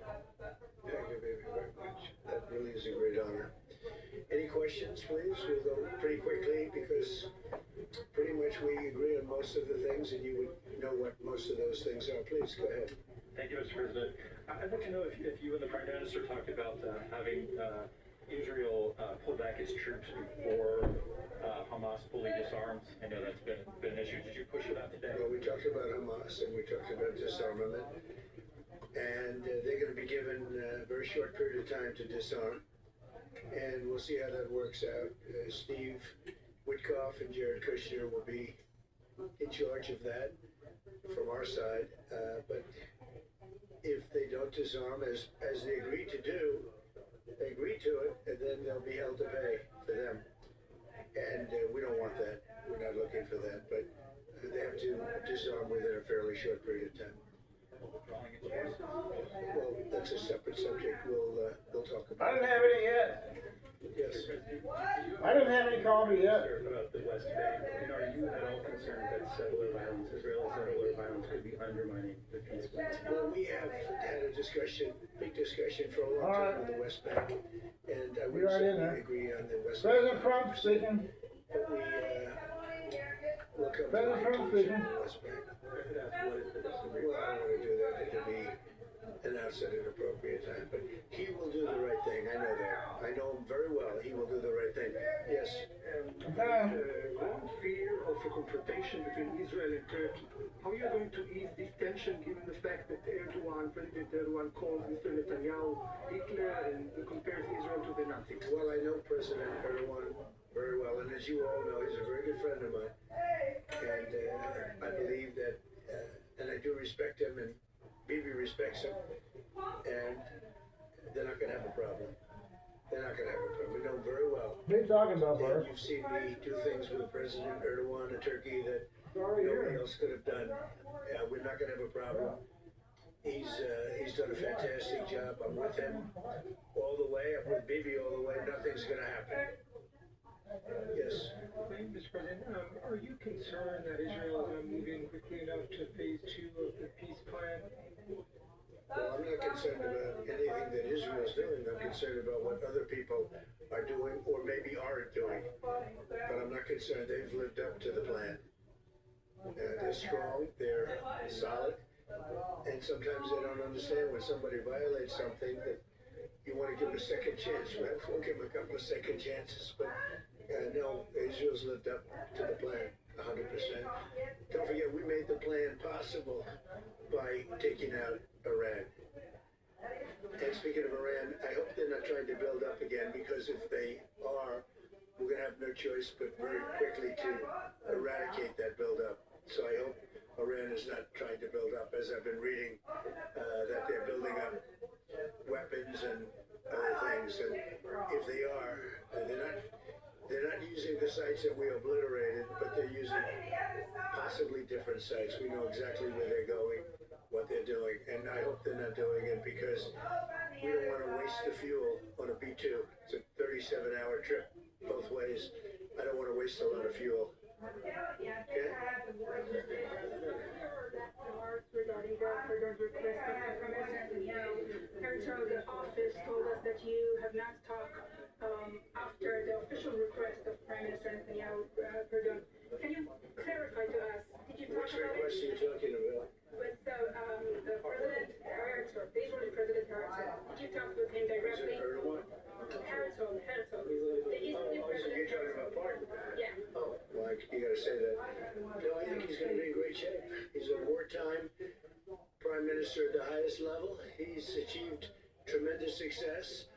And I'll say it, if you had 8 out of 10 prime ministers in his position right now, or before right now, maybe, you wouldn't have Israel any longer. Israel would not exist. I'd say two of them would, and 8 of them wouldn't. Those are not good odds. You needed a very special man to really carry through and really help Israel through this horrible jam. These are major factions, and it started with our negotiation with Iran. I think it probably started with Soleimani. That was really where you mentioned that today. We started with Soleimani. Bad guy, doing bad things, hurting a lot of people, killing American soldiers and other soldiers. But it started right there, would probably be the starting point. And then from that point forward, but you have a wartime prime minister at the highest level. There could be other wartime prime ministers, but they'd lose.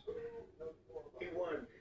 And I think the people of Israel appreciate it. I think a lot of the people in the world appreciate it, actually. And because of that victory, we were able to get peace in the Middle East. If you had a different kind of a personality, if you had a weak person or a stupid person, and there are plenty of both of them, you would not have had success, and you might not have Israel. You report for Israel. I know you're very proud of it. You do a great job. You might not have a job because there might not be an Israel right now if you had a different prime minister. That's a big statement, but to me it's a very simple statement to make. I'm looking at Pete Hegseth, that he's sort of nodding. If they don't have a strong prime minister, Pete, you might not have Israel today. I think he'll go down in the record books. And, I was a big help. I'll be honest, big help. Somebody said in the room, if you don't have Trump, you need a proper combination of everything. And if you didn't have that combination, which they had, I guess I'll have beef with her now. Existing Israel right now, and the people of Israel know it. That's why they like me, and that's why they actually like him. He's got a little bit of a love-hate more than I do over there. But you know what? Even the haters appears to have a lot of respect for him. And there's a lot of jealousy about him. A lot of jealousy. Jealousy is a big word.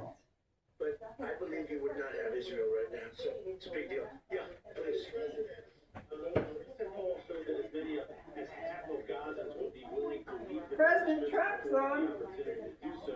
Back in February, you Spell American's voice. I heard that number today, half of Gaza would leave. I've always said it. I said if they were given the opportunity to live in a better climate, they would move. They're there because they sort of have to be. I think it would be a great opportunity, but let's see if that opportunity presents itself. But we're helping the people of Gaza a lot. So is Israel, by the way.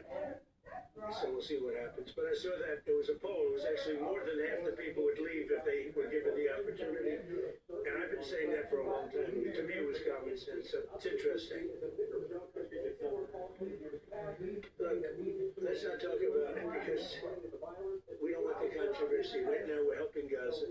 But if they were given the opportunity, I think even higher than that, the group that did the poll is usually, I call them negative pollsters. You have a lot of them. And yet, this poll was, I think, very accurate, other than it would be more than half the people. They've given the opportunity, but they haven't been given that opportunity. So we'll see what happens. understanding regarding Syria. We do have an understanding regarding Syria. Now, with Syria, Where's the cranberry? the new president, You guys I got respect that? him. He's a very strong guy. And Yeah, that's it's what's pretty. happening in Syria. Where's the cranberry? It's for cure of urinary tract. This is one for that. Yeah. Perfect person. Hey, cranberry, where's that? Nice. Well, cranberries itself, I don't know. He's a strong guy. I took the college and go. I can't ask for any more. He's Two. been with us all the way. Took two. It wouldn't hurt it. Interfere or Misapplications, anything and he like was that, with right? us all the way. He was fighting us. He was fighting them. It's healthy So too. I hope Israel. I'm sure that Israel and him will. Yeah, I no, will five try minutes, and right? make Get the health and stuff. so that they That's can what get along. President's saying. I think they will. Bibi, do you have anything to say about that? Yeah, well, our interest is to have a peaceful border with Syria. Our interest is to have, and we openly say it, we want to make sure that the border area right next to our border is safe. We don't have terrorists, we don't have attacks, and we also want to secure our Jews and friends. And by the way, I think not only the Jews, but other minorities, especially the Christians, should be protected as well in Syria and throughout the Middle East and in Nigeria.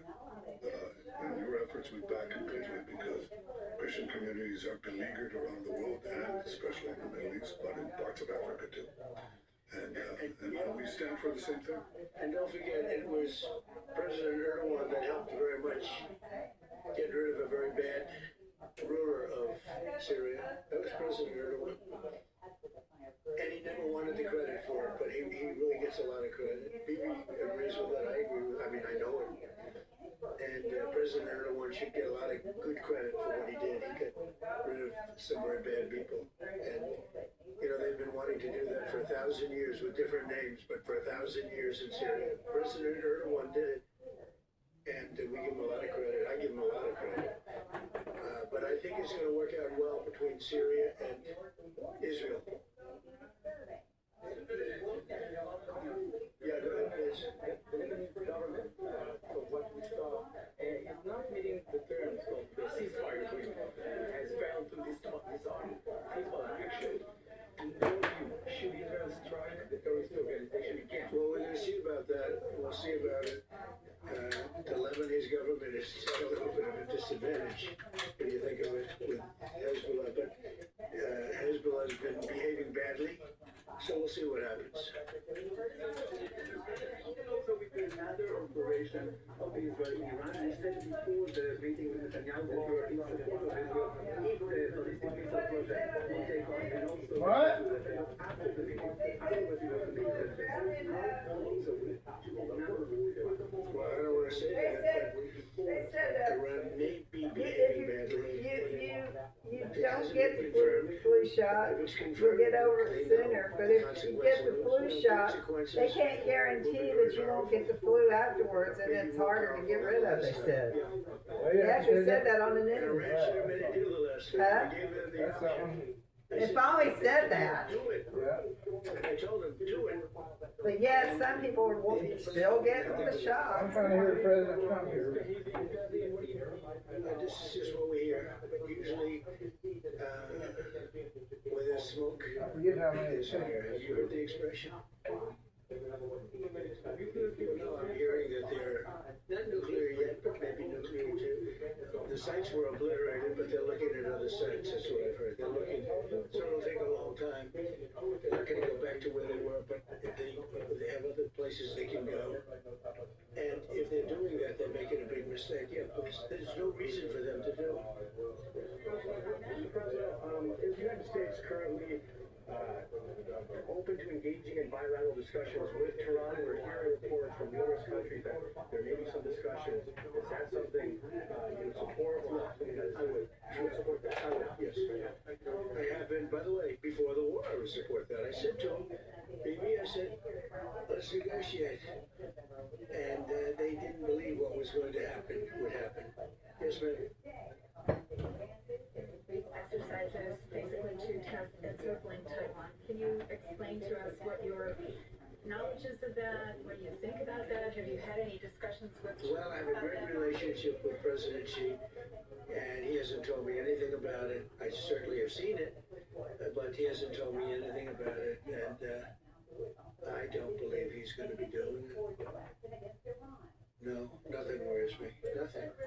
There's fire, right? So if you're doing naval exercises and air exercises. I've been doing naval exercises for 20 years in that area. Now, people take it a little bit differently, but in fact, larger than they're doing right now.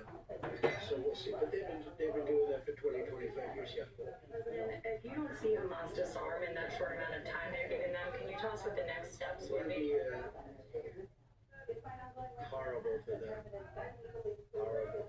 It would be really, really bad for them. And I don't want that to happen. But they made an agreement that they were going to disarm. And you couldn't blame Israel. By the way, we have other countries that will come in and do it. They said, let us do it for you if they don't.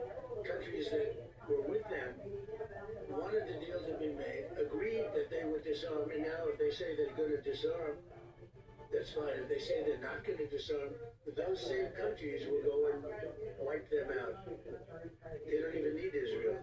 You know, we have many countries, 59 countries that are anyway. This is a real peace in the Middle East.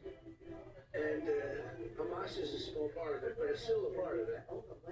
But we have 59 countries that signed on, big countries, countries that are outside of the Middle East, as you know the Middle East. They want to go in and wipe out Hamas. They don't want Israel, they don't need Israel. They want to do it because it's the right thing to do. Because they were for the deal based on the fact that Hamas pledged, they swore that they were going to disarm. Now, they're not going to disarm. Those same countries will wipe out Hamas.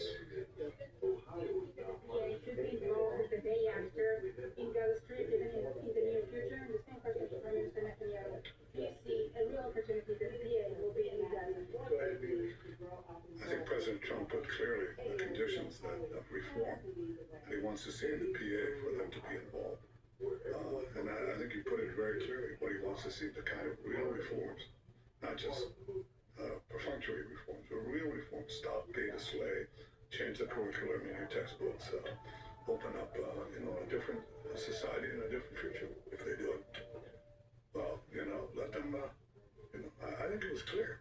He put guidelines that were, by the way, in the Trump plan of 2020. And they were put then in the 20 points. And it's up to them. Remember this, if we didn't do what we did to Iran, just to make the subject just slightly different, you wouldn't have peace in the Middle East. You wouldn't have a deal signed in the Middle East. You wouldn't have a deal. Because other Arab nations, which are great people, I know them very well, I know them, they're great people, they wouldn't be able to agree to peace in the Middle East because you would have had a dark cloud hanging over everything. It wouldn't have been possible. So Iran has been greatly reduced in power. prestige. I don't want to use the word humiliation because they're trying to build up again. But we can't let them build up because if they build up, there can't be peace in the Middle East. It was a mistake. You know, when they wiped out Iraq and Iran were about the same power. And they fought each other with different names for 1,000 years. And then our country came out and blew up one of those two countries, namely Iraq. And all of a sudden, Iran had the whole Middle East all to itself. But that's not true anymore. That's not true anymore. Tell us something about your plan to expand Abraham Accords. Tell us something about your plan to expand Abraham Accords. Well, the Abraham Accords are a great achievement of Jared and everybody. I mean, it was one of the great achievements. They'll be expanded. Countries are already talking about expanding it, and they'll be expanded fairly quickly. Yeah, please. You know the people? Saudi Arabia is great. We have a great leader, and a friend of mine, and a friend of a lot of people. Also an enemy of some people, but those people aren't doing so well. Saudi Arabia has been very good, as far as I'm concerned. They've done everything that we can ask for. They'll be getting along great with Israel. They will. And at some point, they'll sign the Abraham Accords. So one of the big domestic tasks ahead of you is to pick a new chairman for the Fed. Yeah. You said that you have one favorite, but you're also doing interviews. So I should change. Yeah, I'll announce them at the right time. There's plenty of time. Are you? But in the meantime, we're doing numbers that nobody's ever seen. We have $18 trillion coming in. We had a 4.3% GDP. They thought it was going to be 2%. And that's despite the Democrat shutdown.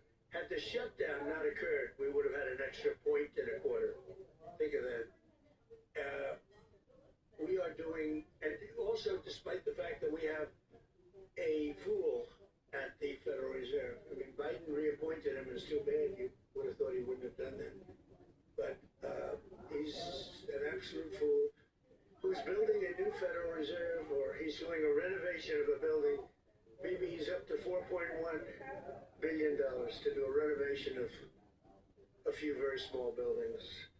It's the highest price in the history of construction. He's spending more money than any building has ever spent per square foot on the renovation of, as an example, I'm doing a magnificent, big, beautiful ballroom that the country's wanted, the White House has wanted for 150 years. It's a massive job, and it's a tiny fraction of that number. And we're under budget and ahead of schedule. Now, it's bigger than I told you. After realizing we're going to do the inauguration in that building, it's got all bulletproof glass. It's got all drone, they call it drone-free roof. So drones won't touch it. It's a big, beautiful, safe building. But it's a big project for a tiny fraction that we're under budget and ahead of schedule. And they wanted it for 150 years. Think of it, the Federal Reserve building, two buildings here, they don't know what they're doing. They're way over budget. I mean, almost, this was built during the Biden administration, and I rode by it the other day, and it's headed by the head of the Federal Reserve. Too late, too late, pal. Too late because he's always too late with interest rates, except before the election he was too early, because that would have helped. That was supposed to help get her elected. It had no impact. We won all 7 swing states. But no. We're thinking about bringing a suit against Powell for incompetence. Because think of it, these aren't outstanding buildings. These are small buildings.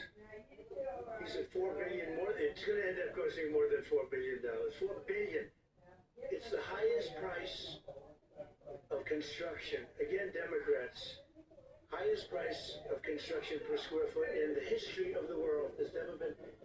Gorgeous monuments are built for a much smaller price. So we're thinking about bringing a gross incompetence, what's called gross incompetence lawsuit. It's gross incompetence against Powell. And it was his baby. And the guy's just incompetent. There is nothing you can do about it. He's just a very incompetent man. But we're going to probably bring a lawsuit against him. Thank you all very much. I appreciate it. Bibi, congratulations.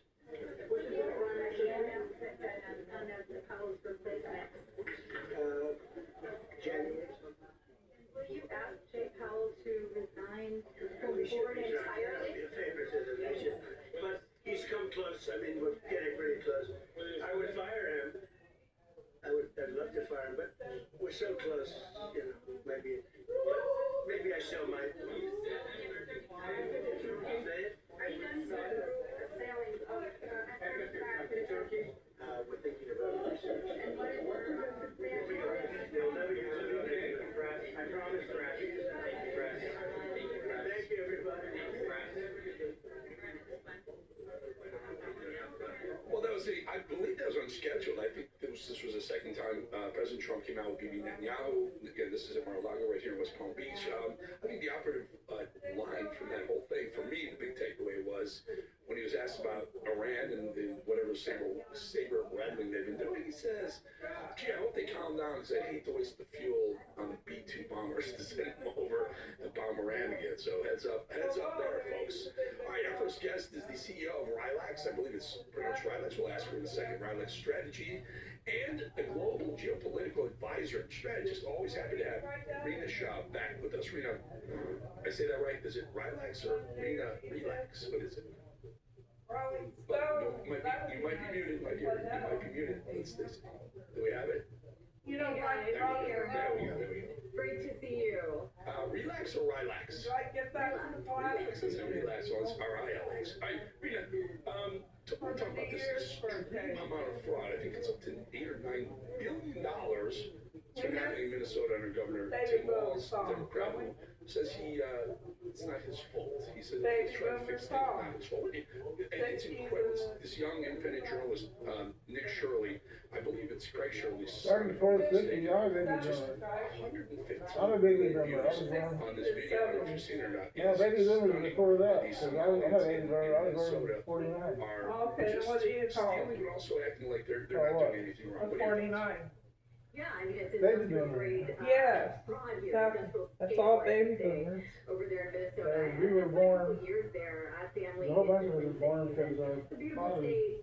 Good just got back from a war where they were fighting I must add, but what's for going their on right lives. now? Mine, They were happy to get back and get back to their lives, and they all had much babies. mine is 1987, and my sister's is 1989. Yeah, I'm not sure what that is. That's not, I don't think that's baby boomer. What do you call us then? Why we need really strong oversight and accountability Not Gen in Z, government is it? spending. I mean, I thought Gen Z's were born in the 2000s. under the previous administration, What do you call us? bad actors exploit very generous We're born in programs 2000. that are meant for the We're born in You know, it's pretty fascinating that a young journalist, Nick Shirley, has to create enough interest that now the FBI is investigating. That's not baby boomer because I see bring the military in. baby Just boomers bring this probably is so big.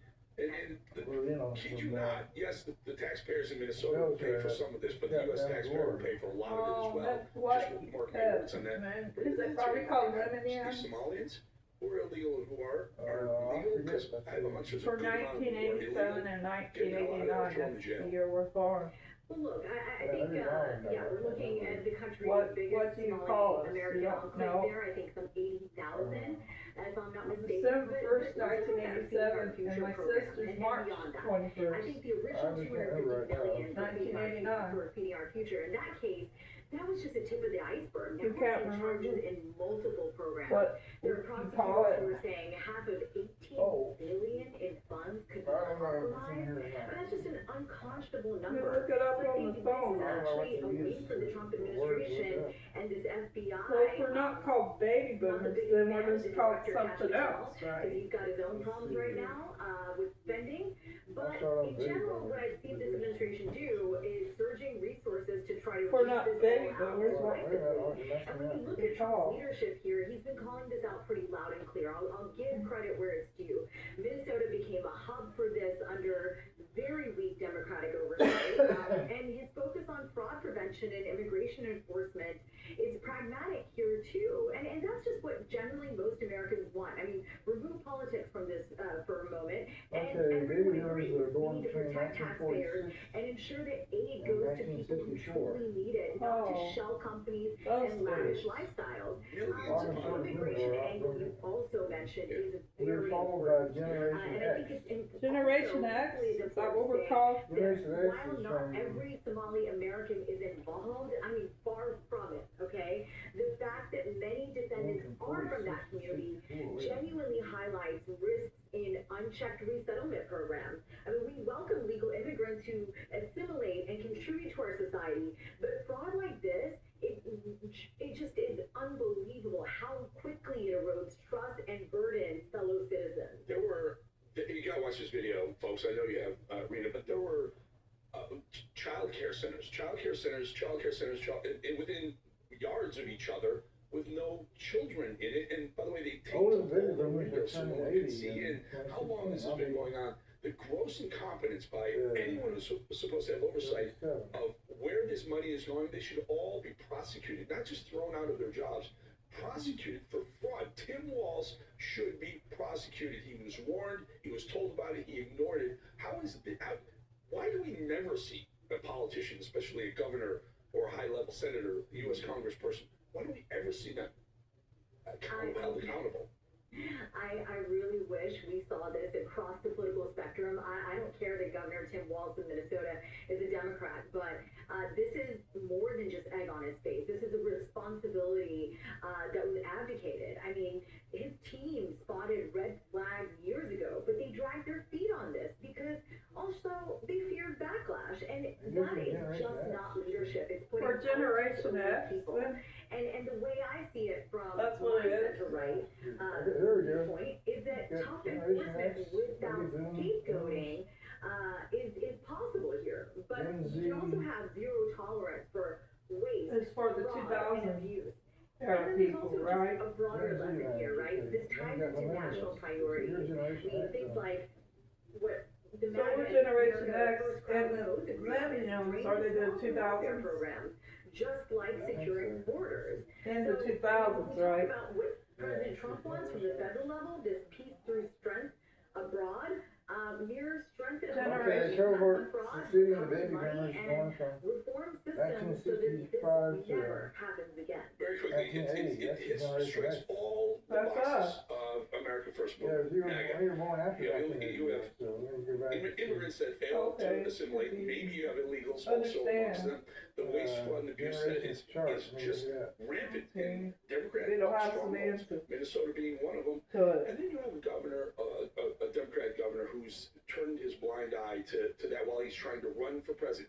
I think he tweeted something saying like Happy Catterday on Saturday, because it's Cat Saturday or something, in the midst of an $8 or $9 billion fraud investigation. Incredibly, you're right, it plays right into the 81 to 96 is millennials, so you're Exactly, millennial. it does. We're And it's so millennials? tone deaf Yeah. to think that he That's what would we just sort are. of joke during a time where his leadership is frankly more than just under fire. I think the right thing for him to do would actually be to step down, but the Democrats can't afford any more L's right now. Sorry, they need more W's in the column there. 81 to And this 96, is the part where I take off my political advisor hat, Eric. I mean, I have a lot of experience with this. We are. Daughter of legal immigrants. My dad came over in 1970, my mom in 1981 after they met when he was on vacation, and both of them told America like it was a beautiful concept, an experiment, and that it was our job as individuals to go into society and learn how to be better members of that society and different people that are born.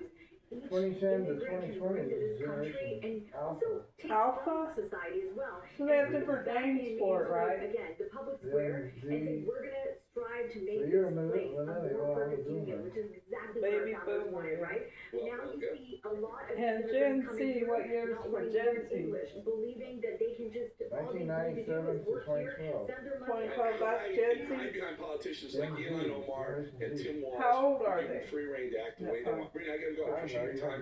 It's Relax I don't go Strategies. Rena Shah, I wanna for thank you so math, much so for your I time. don't know. Thanks, Eric. Take care. All right, folks, a quick word about The Edge. We talked about The Edge quite a bit. We just crossed 7,750 subscribers in like 95 days. Maybe about our age, right? Without controversy, without chasing that algorithm. Yeah. This isn't a highlight We're in our show. 30s. Maybe they're older than us. It's pure pressure testing ourselves, becoming better, becoming stronger. Probably older, I guess. Long-form conversations, solo could I be episodes, right? and actually Or perform could I be when wrong? the stakes are real business, health, legacy, discipline. What's interesting is the shorts. Or I guess they're younger than Sometimes us. 30 seconds, 1,000 views in a clip. Oh. They're pulling people in who want more than just motivation. That's you. The Edge is live on YouTube right now. Just aim your camera right at that QR code. You subscribe by hitting the yellow line. Takes you right to the site. Subscribe. Never charge you a penny. It's not about money. It's not about advertising. It's about showing YouTube how strong we're becoming. We're becoming very, very big. YouTube.com/@EricBoneTheEdge. YouTube.com/@EricBoneTheEdge. Appreciate your time, your viewership, your support, and your subscription. You can write it down. What if I forget? I don't know how. It's possible. No, use this pen, I guess. What would you say if we told you you could reverse most any ailment or symptom without painful exercises in just 88 days? We have created the only patent-pending intercellular hydration protocol. Don't miss your opportunity to feel better. We know there's a lot of false hope out there, and many people have bought programs that work for a moment, but life's a lot longer than a moment. We have been helping people gain intercellular hydration for nearly 3 decades. You lose fat, not weight, fat, fast, including that killer visceral fat. Chronic dehydration is one of the root causes of many ailments and symptoms. Ask your doctor about Energized Health. Don't miss your opportunity to transform your health now. Generation.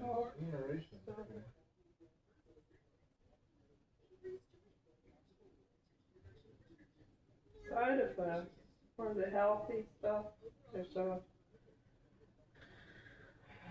It's not in the name of God. You will hear Charlie's voice inviting you to recover what our hurried culture has nearly erased. I see this book as one of Charlie's most enduring gifts to the world.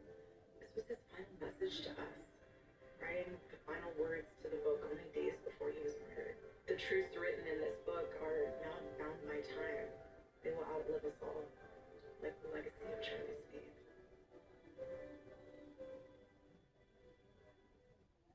Guys, if you plan to retire in the next 20 years, or if you've already retired, I have a message for you that you need to hear. Central banks, BRIC nations, and our allies are pumping trillions of dollars back into America. But every dollar they send could make your savings worth less. Hi, I'm Donald Trump Jr., and I just want you to be prepared for the future. So protect your hard-earned savings with gold. A gold IRA from my trusted friends at the Birch Gold Group offers you the safety net of gold with the tax advantage status of a retirement account. To see how it's done, click the link below to get a free info kit on gold IRAs. This kit reveals why gold IRAs are exploding in popularity, so do it now. What do you have to lose? It's free and there's no obligation. Click the link below to get your free info kit from the Birch Gold Group. Alrighty, folks, take a look at this. I am tickled to death. I feel better than I have in years. I went from being on Ozempic for 13 years and having lost all my body strength, my digestive system's working properly again. Things are back to normal, and I can't believe I'm getting my life back. That is my biggest goal. When I did the 555, we had a long conversation.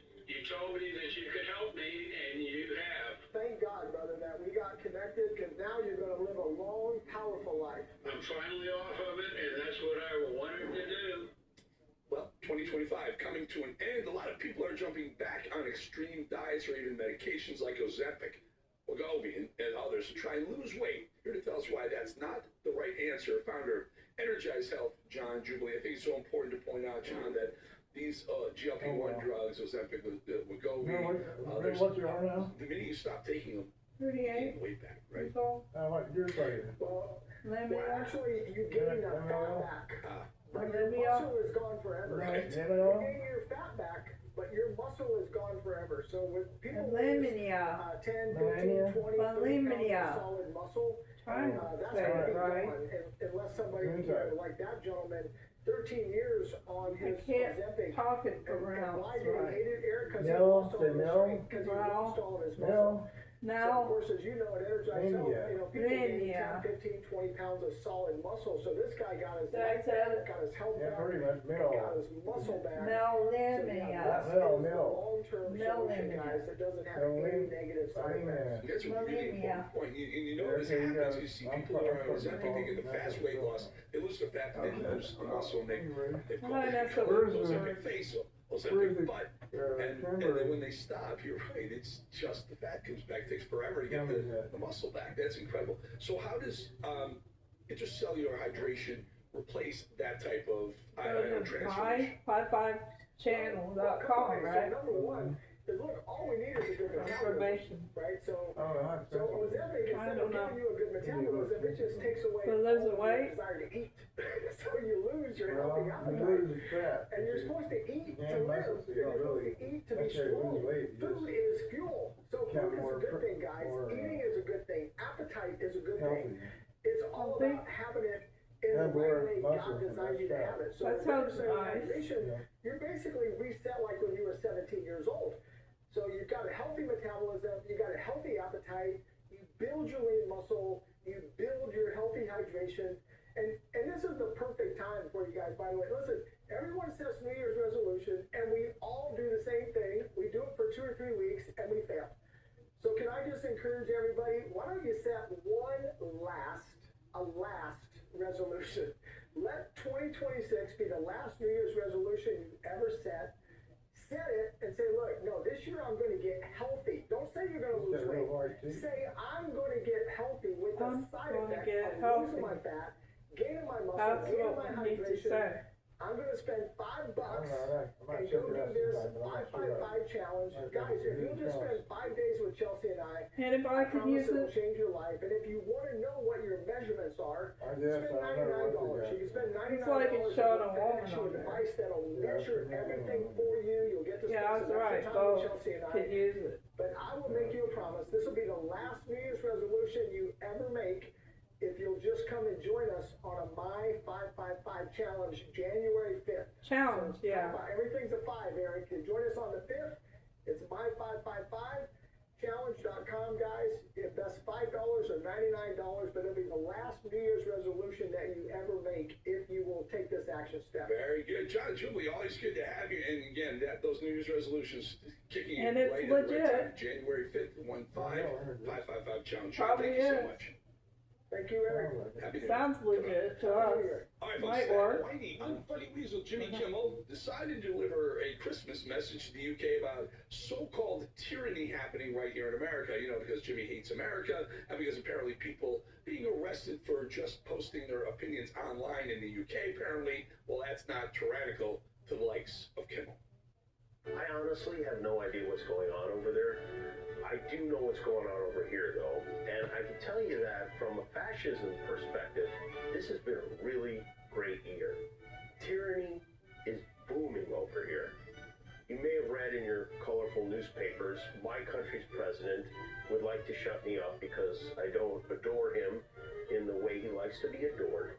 The American government made a threat against me and the company I work for, and all of a sudden we're off the air. And because so many people spoke out, we came back. Our show came back stronger than ever. We won, the president lost, and now I'm back on the air every night. We are not right. We're Americans. No one knows better than you. We're always just a little bit late to the game. Maybe. Give us about 3 years, please. Thank you for your patience, and thank you for Spider-Man. Merry Christmas, and happy holidays. Yeah. Charlie's looking at the birds. You got a cell phone. First, you gotta take it off so I can. What? So you see how really sad. Alright, I fixed it, I think. Yeah. Because she's a lunatic. And Charlie's interested in the bird salvation. Isn't that sweet? What? Okay. Charlie's into the little fences out there. I'll turn it down. Fences. I pushed the wrong button again.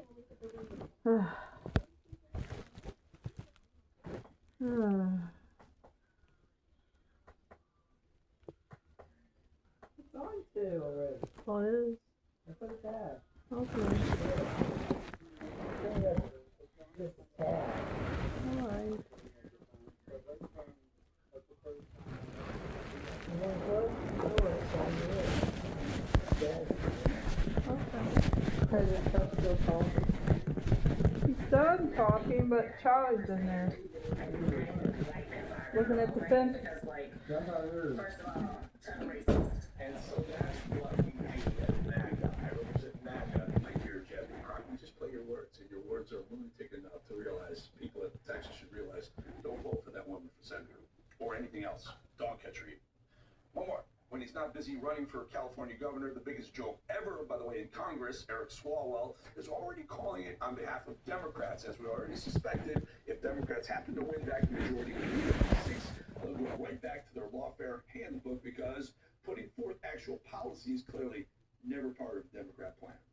Congressman, it sounds like you're saying that inherent contempt, holding these officials in inherent contempt, or even the possible a vote on impeachment of someone like Pam Bondi. Restricting funding. Yeah, or restricting funding. It sounds like, though, that may not happen until or if Democrats actually win the House in 2026. Is that right? Yes, and so we have to telegraph that that's what we are willing to do if we are given the majority. Well, listen, there's a big problem. GOP has a year act. They got a year. You got to get your act together, GOP. You got to start GOP. You got to start putting people behind bars. Pam Bondi, you need to step up. Cash, you got to step up. Step up and start prosecuting these. Hold someone accountable. Otherwise, it's going to be a bloodbath in 2026. Sorry I have to say that to you folks. I hate to agree with Jasmine and Swalwell, but we really, really need a light fire under their ass. Got it. We'll be back to 2.5 minutes. Well, what did Jasmine Crawford have to say? Did she say anything stupid? Anti-migrant, anti-Republican, anti-Christian.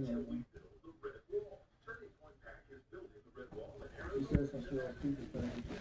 I see little birds out there that Charlie's really interested in. On the ground? Yeah. I wonder if they're finches. I heard they're called finches. I don't know. Could be finches or squirrels or Kind of birds that like the cold, I guess. Whatever. Charlie's interested in it, our cat. That's why he jumped up there. He says, oh, look out. So he's thinking that, probably. Texas, yeah. Winkers. Okay, turn the light out and plug in the light. Charlie's really interested in the birds out there. He kind of wishes he could chase them again. Oh, does he really? I'm thinking that because he'd be like a kitten again. Let's see. Well, at least he sees it through the window. In a cat's world. He's thinking that. In a cat's world, they think that. He'll be alright. Yeah. He's outside sometime. It's the post, yeah. It's got this. He could be stuck in a buggy. Remember that? Yeah, I guess you're right. Being outside. And free. And they look out and they enjoy looking at the birds at least. It's gotta be warm enough to just have to sit out there. No way, I'm just gonna see these little fences. Birds in person. Okay, never coat on. Where's it at? You ever look in the coat closet? I've been running on the coast because. Have you ever looked in the coat closet? You have one and Amanda has one. Okay. She told me she had 2 coats. You get one of them. Oh. Trying to find the coat. Told me to get my coat on first. Mom! Stop it! Stop putting that balloon there then. Turn that light out there. Then why you leave it there? It went over there. Trying to find the soap closet. Okay. Then I'll turn it off. I was trying to find the lighting.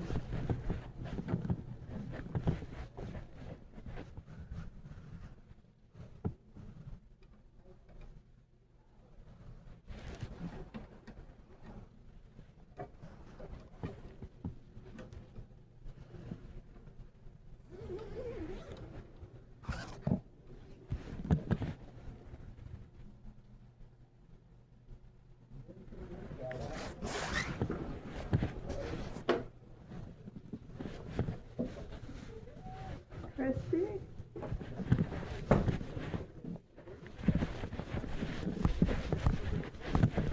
The only coat I could find is this. You had a creamy white coat besides Amanda having one. She thought they were both her. No, you get one of them. I'll wear the other one then. Because you have to have a coat too. You had told me that was mine too. Hang on to it, don't freeze to death.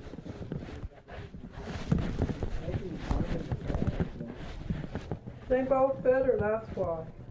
Well, one of them is baby too. You wear a big one. Two? Really? Yeah. So, You get one of them, okay? I won't get after for it. You need one of them. Okay, or buy me a coat. She's gonna get mad at you, just put a coat on. You really think she'll understand? Yes, of course. Thanks. Crispy, I don't... I'm not. Where is the coat? She keeps trying to come in here. I'm looking for the coat and Crispy's trying to slip in. Mom, help me. I'll never be able to go outside.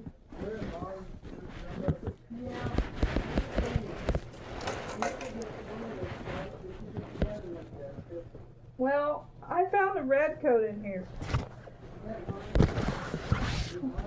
Oh, it could be mine. Then put it on. Now turn this light out. Right.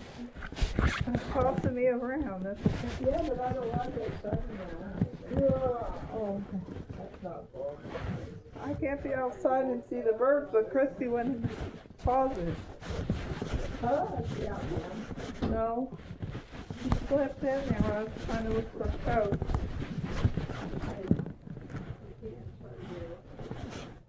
Crispy, come on out. Crispy?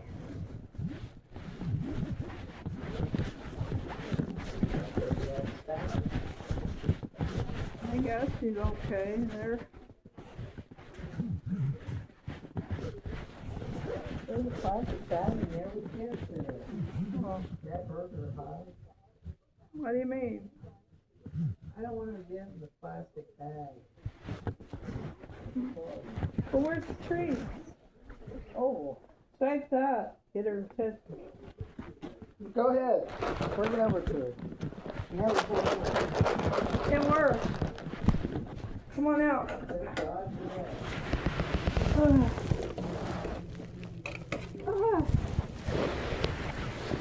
A hanger.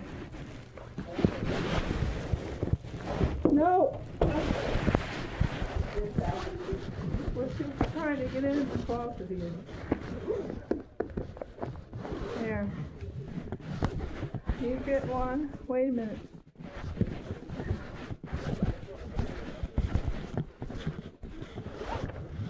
Come over here. I can hear a little turn. Like an engine. She? Yeah. Did you hear that? That means she's full of rotten cat. Plane is dead. Look at here. Can you see the tree? Come on. here. Or can you see it here? That's a treat for you. Why is that? I don't know. They have a mind of their own, I guess.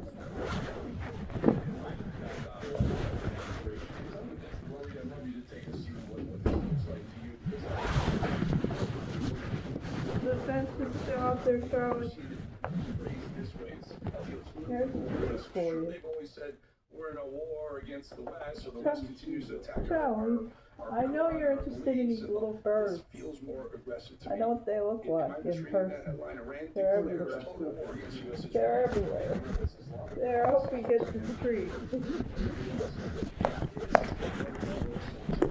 I don't know what kind of breed of birds they are around here.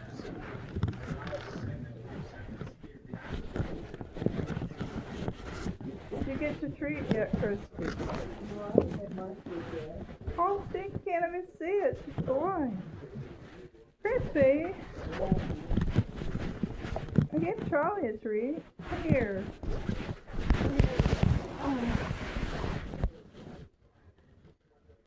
Christy act like she had no clue where it was at.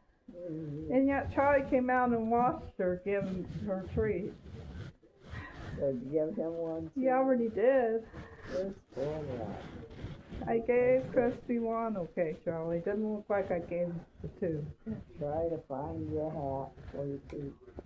So, you two get along.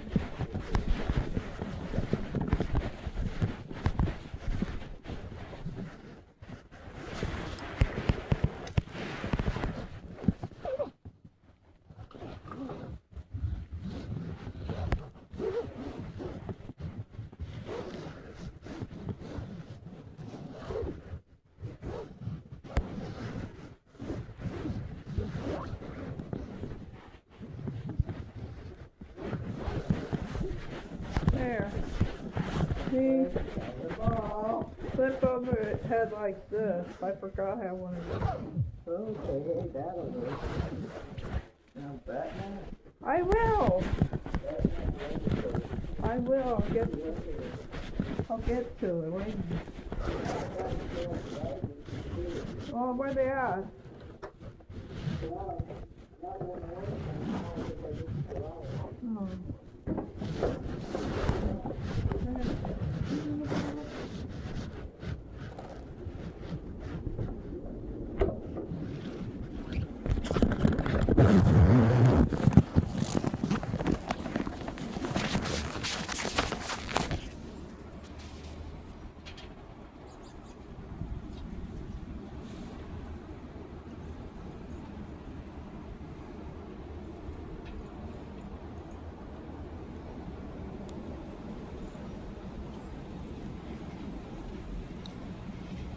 I don't know if I can barely see it. That's a finch.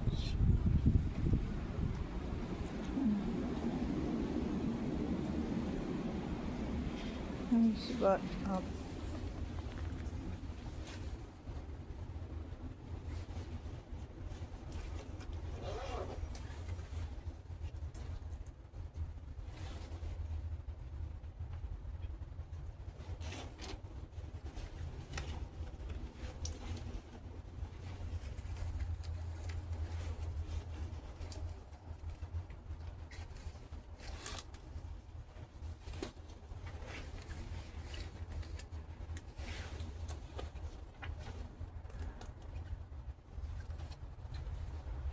How did I work this all this?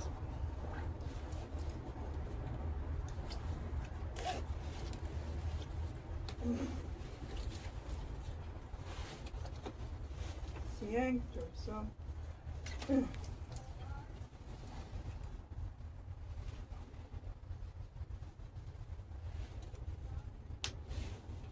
Push the button like this.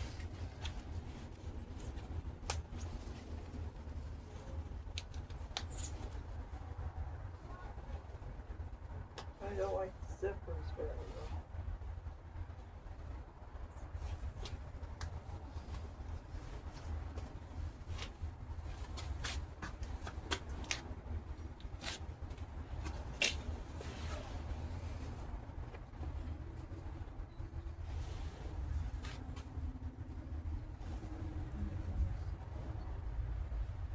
winter time's like out here. The snow.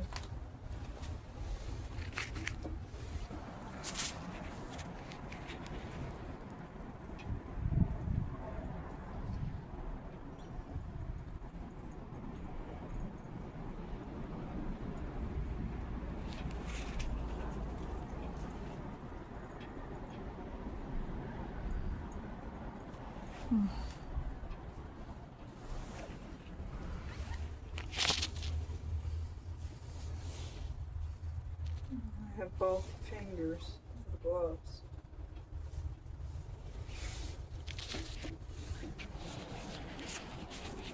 I don't know if I got it right.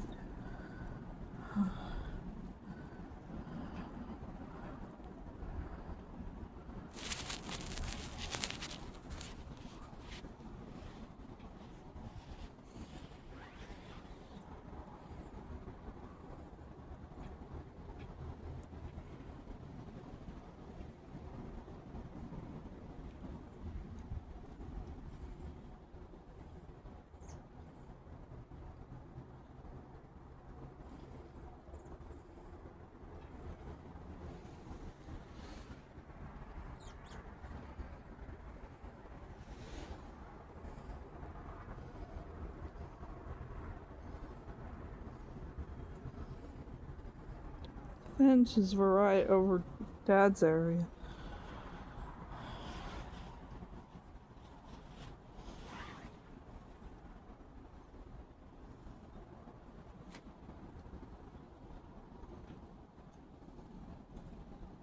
I couldn't get a good shot of it because Dad just came out of the blue.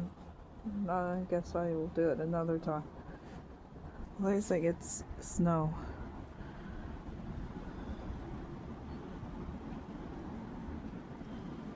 I almost got caught by my dad. That was a close one. Could almost happen. But it didn't. It's the good news. The other times, one time, got caught by my dad saying, like, he got suspicious noticing my cell phone being here. Yeah, that happens.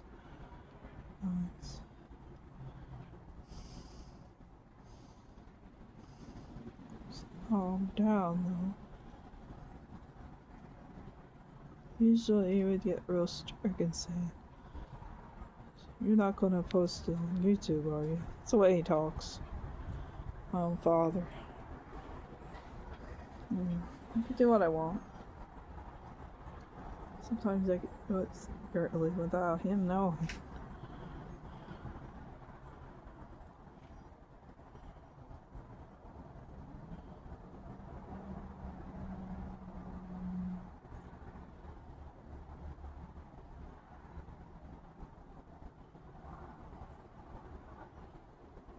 With those beautiful birds, that's entertainment.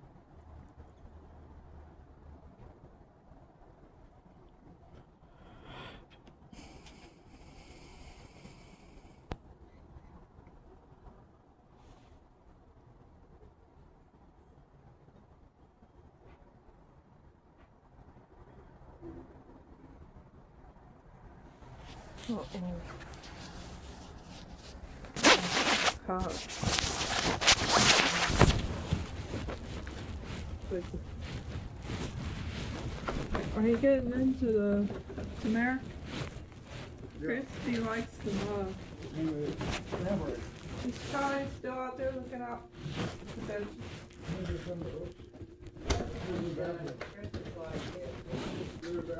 me see.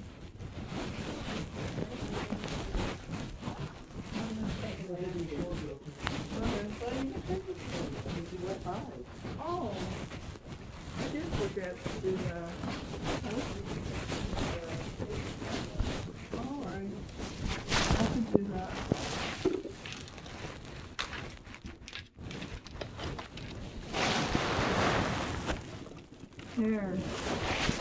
Would you like some cream off of the bus? Oh, I forgot we have some ice cream. Yeah, we got ice cream. Yeah. Whoops. I didn't know it turned out. So whenever you want ice cream, I want to see what Charlie's up to. Can I please see what Charlie's up to? Oh. But he wasn't interested in it first. Very fun, yeah. You really think there's a portal for cats to catch the birds that way? You ever heard of their special portals for cats? No. Where they could be able to go? I guess I don't make any sense. Like that sense. What do you mean? I watched the video about it, where kitties go through portals. Okay, just go, don't be dumb. There's a bathroom. Talk about it. Just do it. No, you're acting like a little kid. Stop talking about your accident. Go.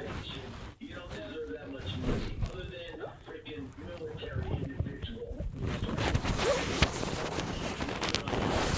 Please, show more of California, because this message will be sent for the midterms. Nobody wants this, but this is what they get if they vote Rhino and Democrat. Try visiting French's. Golden Ghetto, that was Frank. Bless, there were out there. That's awesome.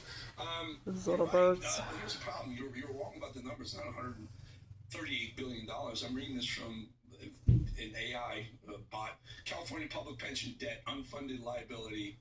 Estimates vary, but often exceeding $1 trillion. $1 trillion, their pension is in debt, which means folks are never going to get paid, or the state's going to You guys just see the leaves now. And you are so right. Forget the Golden Ghetto. It's a Democrat-run state and municipalities up and down the whole California coast, which means you want some of that in the United States, where we just bury ourselves deeper and deeper in debt. Then by all means, elect Democrats. They don't know fiscal responsibility. It got real cold.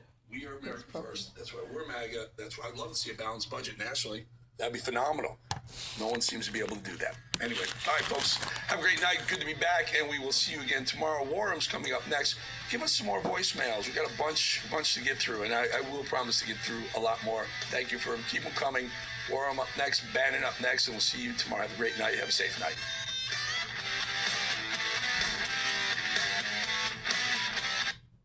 Well, I hope he's going to get along with Syria, because the new president of Syria is working very hard to do a good job. He really is. I know he's a tough cookie, and he's, you're not going to get a choir boy to lead Syria. That's the one thing I would say. So I hope they're going to get along, because, I dropped the sanctions on Syria because otherwise they wouldn't have had a chance. We want to see Syria survive. Mr. President, the honor from Channel 12 News. What are your plans regarding Gaza for the next few weeks? Well, we're going to be dealing on Gaza. That's why this very great prime minister is here right now. We're talking about Gaza. We're talking about a lot of things. We have about 5 major subjects that we're discussing, and Gaza will be one of those subjects. It's a very good group. We've made a lot of progress already. We had about a 5-minute meeting, and we've already settled about 3 of the difficulties. So thank you very much for being here. We talked about Hamas, and we talked about disarmament, and they're going to be given a very short period of time to disarm, and we'll see how that works out. Steve Witkoff and Jared Kushner will be in charge of that from our side, but if they don't disarm as they agreed to do, they agreed to it, and then they'll be held to pay for them. And we don't want that. We're not looking for that. But they have to disarm within a fairly short period of time. President, if you don't see Hamas disarm in that short amount of time that you're giving them, can you tell us what the next steps would be? It'll be horrible for them. Horrible. Okay. It's going to be really, really bad for them. And I don't want that to happen. But they made an agreement that they were going to disarm. And you couldn't blame Israel. By the way, we have other countries that will come in and do it. They said, let us do it for you if they don't. Countries that were with them wanted the deal to be made, agreed that they would disarm, and now if they say they're going to disarm, that's fine. If they say they're not going to disarm, those same countries will go and wipe them out. They don't even need Israel. You know, we have many countries, 59 countries that are agreed. This is a real peace in the Middle East. And Hamas is a small part of it, but it's still a part of it. But we have 59 countries that signed on, big countries, countries that are outside of the Middle East, as you know the Middle East. They want to go in and wipe out Hamas. They don't want Israel. They don't need Israel.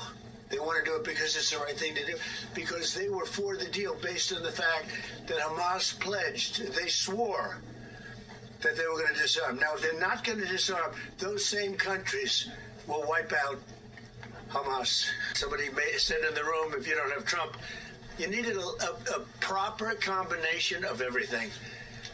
And if you didn't have that combination, which they had, you would not have an existing Israel right now. And the people of Israel know it. That's why they like me, and it's why they actually like him. He's got a little bit of a love-hate more than I do over there.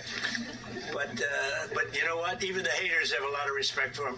There's a lot of jealousy about him. A lot of jealousy. Jealousy is a bad word. But I believe you would not have Israel right now. So it's a big deal. Yeah, too late, Powell. Too late because he's always too late with interest rates, except before the election. He was too early because that would have helped. That was supposed to help get her elected. It had no impact. We won all 7 swing states. So what do you think? But no. We're thinking about bringing a suit against Powell for incompetence. Because think of it, these aren't outstanding buildings. These are small buildings. He's at $4 billion more. It's going to end up costing more than $4 billion. $4 billion. It's the highest price of construction. Again, Democrats. Highest price of construction per square foot in the history of the world. There's never been. Gorgeous monuments are built for a much smaller price. So we're thinking about bringing a gross incompetence, what's called gross incompetence lawsuit. It's gross incompetence against Powell. And it was his baby. And the guy's just incompetent. I mean, there's nothing you can do about it. He's just a very incompetent man, but we're going to probably bring a lawsuit against him. What's an announcement then on Powell's replacement? January sometime. And will you ask Jay Powell to resign Well, from he the should board resign. entirely? That'll be a favor to the nation. But he's come close. I mean, we're getting pretty close. I would fire him. I'd love to fire him, but we're so close, you know. Maybe I still might. This is the primal scream of a dying regime. Pray for our enemies, because we're going medieval on these people. You're not got a free shot on all these networks lying about the people. The people have had a belly full of it. I know you don't like hearing that. I know you try to do everything in the world to stop that, but you're not going to stop it. It's going to happen. And where do people like that go to share the big lie? MAGA media. I wish, in my soul, I wish that any of these people had a conscience. Ask yourself, what is my task and what is my purpose? If that answer is to save my country, this country will be saved. War Room. Here's your host, Stephen K. Bannon. What happened to Stephen K. Bannon? He wants to put America first today. It's Monday, 29 December, year of our Lord 2025. We had Zelensky yesterday, and of course the morning show, a lot of it was about that, the analysis of it, and this afternoon, although the president, we did find out, had an additional phone call with Putin this morning. We'll get to all that. Rabbi Wilicki starts. We got Kurt Mills going to join us, Dr. Thayer. Try to break this all down. So, Rabbi Wilicki, you've been putting out these, I quite frankly think they're very helpful videos, and you've been making the case that in Syria you've got a Turkish proxy that's all Erdogan in Gaza, that there's something really wrong there, that you're not going to be able to, and you're the guy that went through the whole difference between the plan and the UN resolution, that we really haven't designated anybody to disarm Hamas, and you've been making a case that, hey, you got Turkey and Syria, you got Turkey that is supposedly going to be the security force coordinator for Gaza, you got Qatar there, you're also been warning about what's happening in Iran. Put in perspective, like, given the press conference came afterwards and some of the leaks already coming out, what do you think happened, and what is the action plan on 5? President Trump said they agreed on 3 of the 5 outstanding items they had to go through. But I'm not going to raise the prices depending on how. Well, Steve, the main items on the agenda were Gaza, Iran, and Syria, as you just pointed out. And what I heard from the press conference today was that Trump is, I guess, returning to the doctrine that dominated his first term approach to the Middle East, which is peace through strength. And that means that if you really want peace, you need to either destroy the bad actors or have them recognize that there's a real credible threat of them losing their power. And that's the only way that they're going to come into line. That I think, and I don't know what changed in the meeting with Netanyahu, or we simply hadn't heard Trump articulate it so clearly, but you know, the whole discussion of Gaza. Let's start there. In the press avail before the meeting, someone in the press pool asked about the issue of Turkish troops in Gaza, and Trump said that it's one of the issues they're going to talk about. And unfortunately, no one asked about it in the press conference afterwards. And I would have loved to hear that was what I was waiting for most, honestly, to see what he would say about that. Because as you say, as I've been pointing out, the big problem facing the Middle East, the big miss, I believe, that the Trump administration, and again, I am at the front of the line saying that President Trump has been great on the Middle East. He's been great for Israel. We're very grateful. At the same time, this love affair with the Turks and the Qataris is causing some missteps, let's just say. And there's no way that Israel's going to allow Turkish troops on its... You've been, a lot of these videos you've been putting out is saying, hey, now we got to think about the $5 billion. Is it worth it? Because we got issues with the Turks, and I've said this on the show. Erdogan, and President Trump said at the beginning, he's very close to Erdogan. He thinks very highly of Erdogan. But Erdogan, to me, hasn't been shy about saying, I'm reestablishing the caliphate. He says the goal is to march on Jerusalem. Dreamed of expanding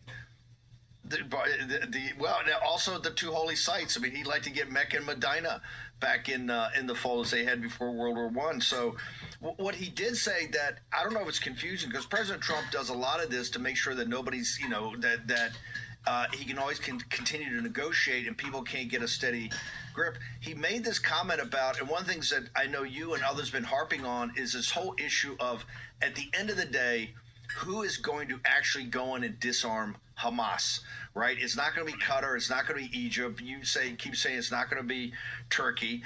There's some ambivalence there because we know that the UN resolution that they got passed is different than the plan.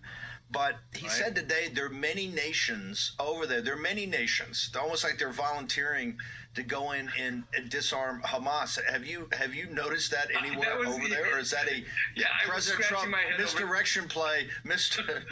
Misdirection play. Well, let's just review, Steve. At the very beginning of this, after the 20-point plan was announced, and I pointed out at the time that, hey, wait a second, it doesn't say who's supposed to disarm Hamas. And then we had this circus act where Trump said maybe the Israelis would do it. Kushner and Witkoff said that it'll be the International Stabilization Force. King Abdullah said, no, we're not doing that. And everyone was pointing fingers at each other about who's going to disarm Hamas. At the same time, Trump was adamant in this press conference that Hamas agreed to disarm. He says this all the time. And Steve, I could show you 6 interviews with Hamas spokespeople going all the way back to the day the 20-point plan was announced, adamantly insisting that they never agreed to disarm. Now, that either means that they're lying, which is a distinct possibility. I don't think Trump is lying. Or it means that the Qataris and the Turks, who were the go-between between Hamas and the Americans, are, basically said, they're going to disarm, and they're not really going to. It's still unclear who's going to do it. And when Trump said that there's all these other countries who said that they're willing to go in there, I do not know what he means. I have yet to see a single country that has shown a willingness to actually militarily go into there. Because, again, disarming Hamas is not a negotiation. It is a firefight. It is a war. Okay, let's make no mistake about it. Disarming Hamas means fighting Hamas in the tunnels. It means going in there, and it is a military kinetic action. And the only country that has shown a willingness to do it is the Israelis. So that still remains an open question. Let's just say that. At the same time, Steve, in this press conference, when I say that I heard a return to peace through strength, I think the most important line in the entire press conference was when they were talking about Iran, and Trump said, there can be no peace in the Middle East if Iran rearms. And what that really speaks to is, and you can say the same thing about Hamas, there can be no peace. The Gaza, a brighter future for Gaza, a more peaceful, more quiet southern border for Israel and the Israel-Egypt border, it can only happen if Hamas is removed. That's the only way these things can go forward. And let's remember, President Trump is not naive. He does not want his peace plans and his Middle East policy to fail. So he's not living in a world of wishful thinking. There are people around him who might be, but he does not live in a world of wishful thinking. And because of that, he doesn't, I think that maybe it happened in this meeting with Bibi, or maybe he already was on this thinking beforehand, but to understand that there simply won't be peace in the Middle East if the Iranians, who scream death to America and death to Israel, they spend all of their money. Their people are in the streets right now rioting, not because they're pro-Israel. They're rioting because their currency is collapsing. They don't have water. They don't have electricity. And all these billions of dollars that Iran is getting from selling oil to the Chinese is being used to rebuild their ballistic missile program. And that's what they're spending their money on. So there will simply be no peace in the Middle East if Iran continues to arm. There will be no peace on Israel's southern border if Hamas is there. And this is what peace through strength is all about. You need to punish the bad actors or remove them or have a credible threat of their removal if you want to have peace in the Middle East. And it is achievable.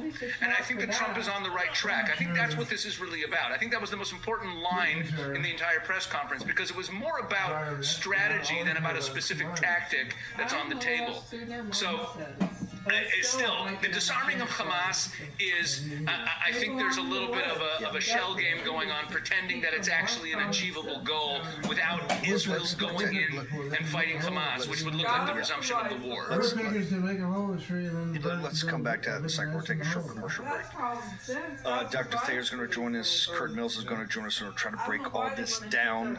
President Trump said 3 of the top 5 were agreed to today. Also, he said President Putin informed him that Kiev, the Ukrainians, tried to hit one of his residences with a drone. Zelensky's already out, and the Ukraine's already out saying they didn't do it. We'll break it all down for you next in the War Room. President Trump delivered on his promises, but we can't get complacent. None of our America First agenda will be secure until we build the Red Wall. Turning Point PAC is building the Red Wall in Arizona, Nevada, and New Hampshire, key battleground states where conservatives outnumber Democrats. We're funding door knockers who will win the next elections in 2026, 2028, and beyond. Today, we're asking for your immediate support. Donate at tprav.com or scan the QR code now to fund our field operations. Hey folks, it's your friend John Rich. I co-founded Old Glory Bank because we heard too many stories about people getting canceled by their bank because they didn't agree with their politics. The government wanted to know where you shop. If you bought a Bible or you shopped at a sporting goods store, you're probably on a list. We created Old Glory Bank because America needed a bank that would protect their privacy and security. Exercising your constitutional rights is not a criminal activity, and neither is loving your country. At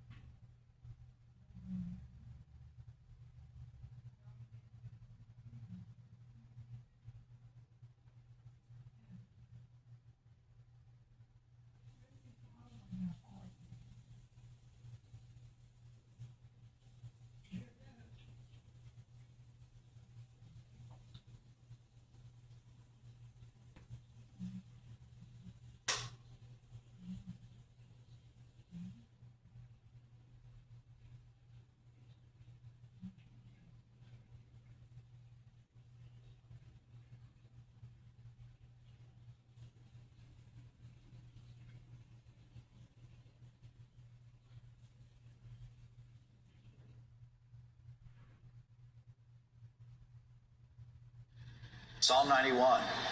He who dwells in the secret place of the Most High shall abide under the shadow of the Almighty. I will say of the Lord, he is my refuge and my fortress, my God, in him I will trust. Surely he shall deliver you from the snare of the fowler and from the perilous pestilence.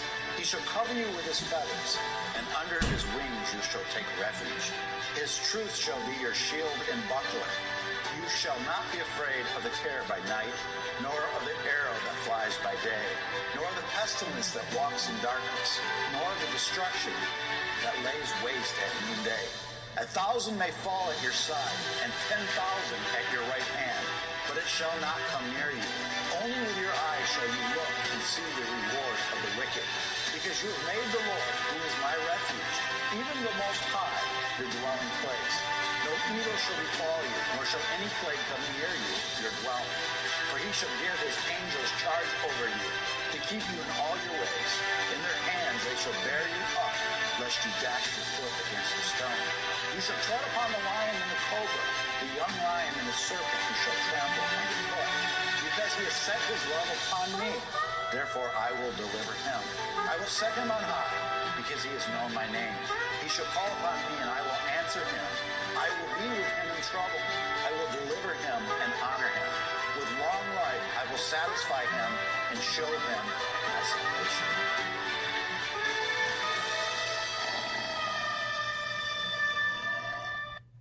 Hi, this is Mike Adams, and I'm watching hisglory.me. All right, prayer kids, take back your homeland and the community for God with these powerful tools, including anointing oil, scripture stakes, step-by-step prayers to reclaim God's land. Visit the hisglory.me shop and equip yourself to possess the land today. All of that is from our partners in Israel. Is now the right time to buy? I've been getting this question a lot, and we've partnered with a top-rated precious metals company, Goldco. Is now the right time to buy gold and silver, or should I wait?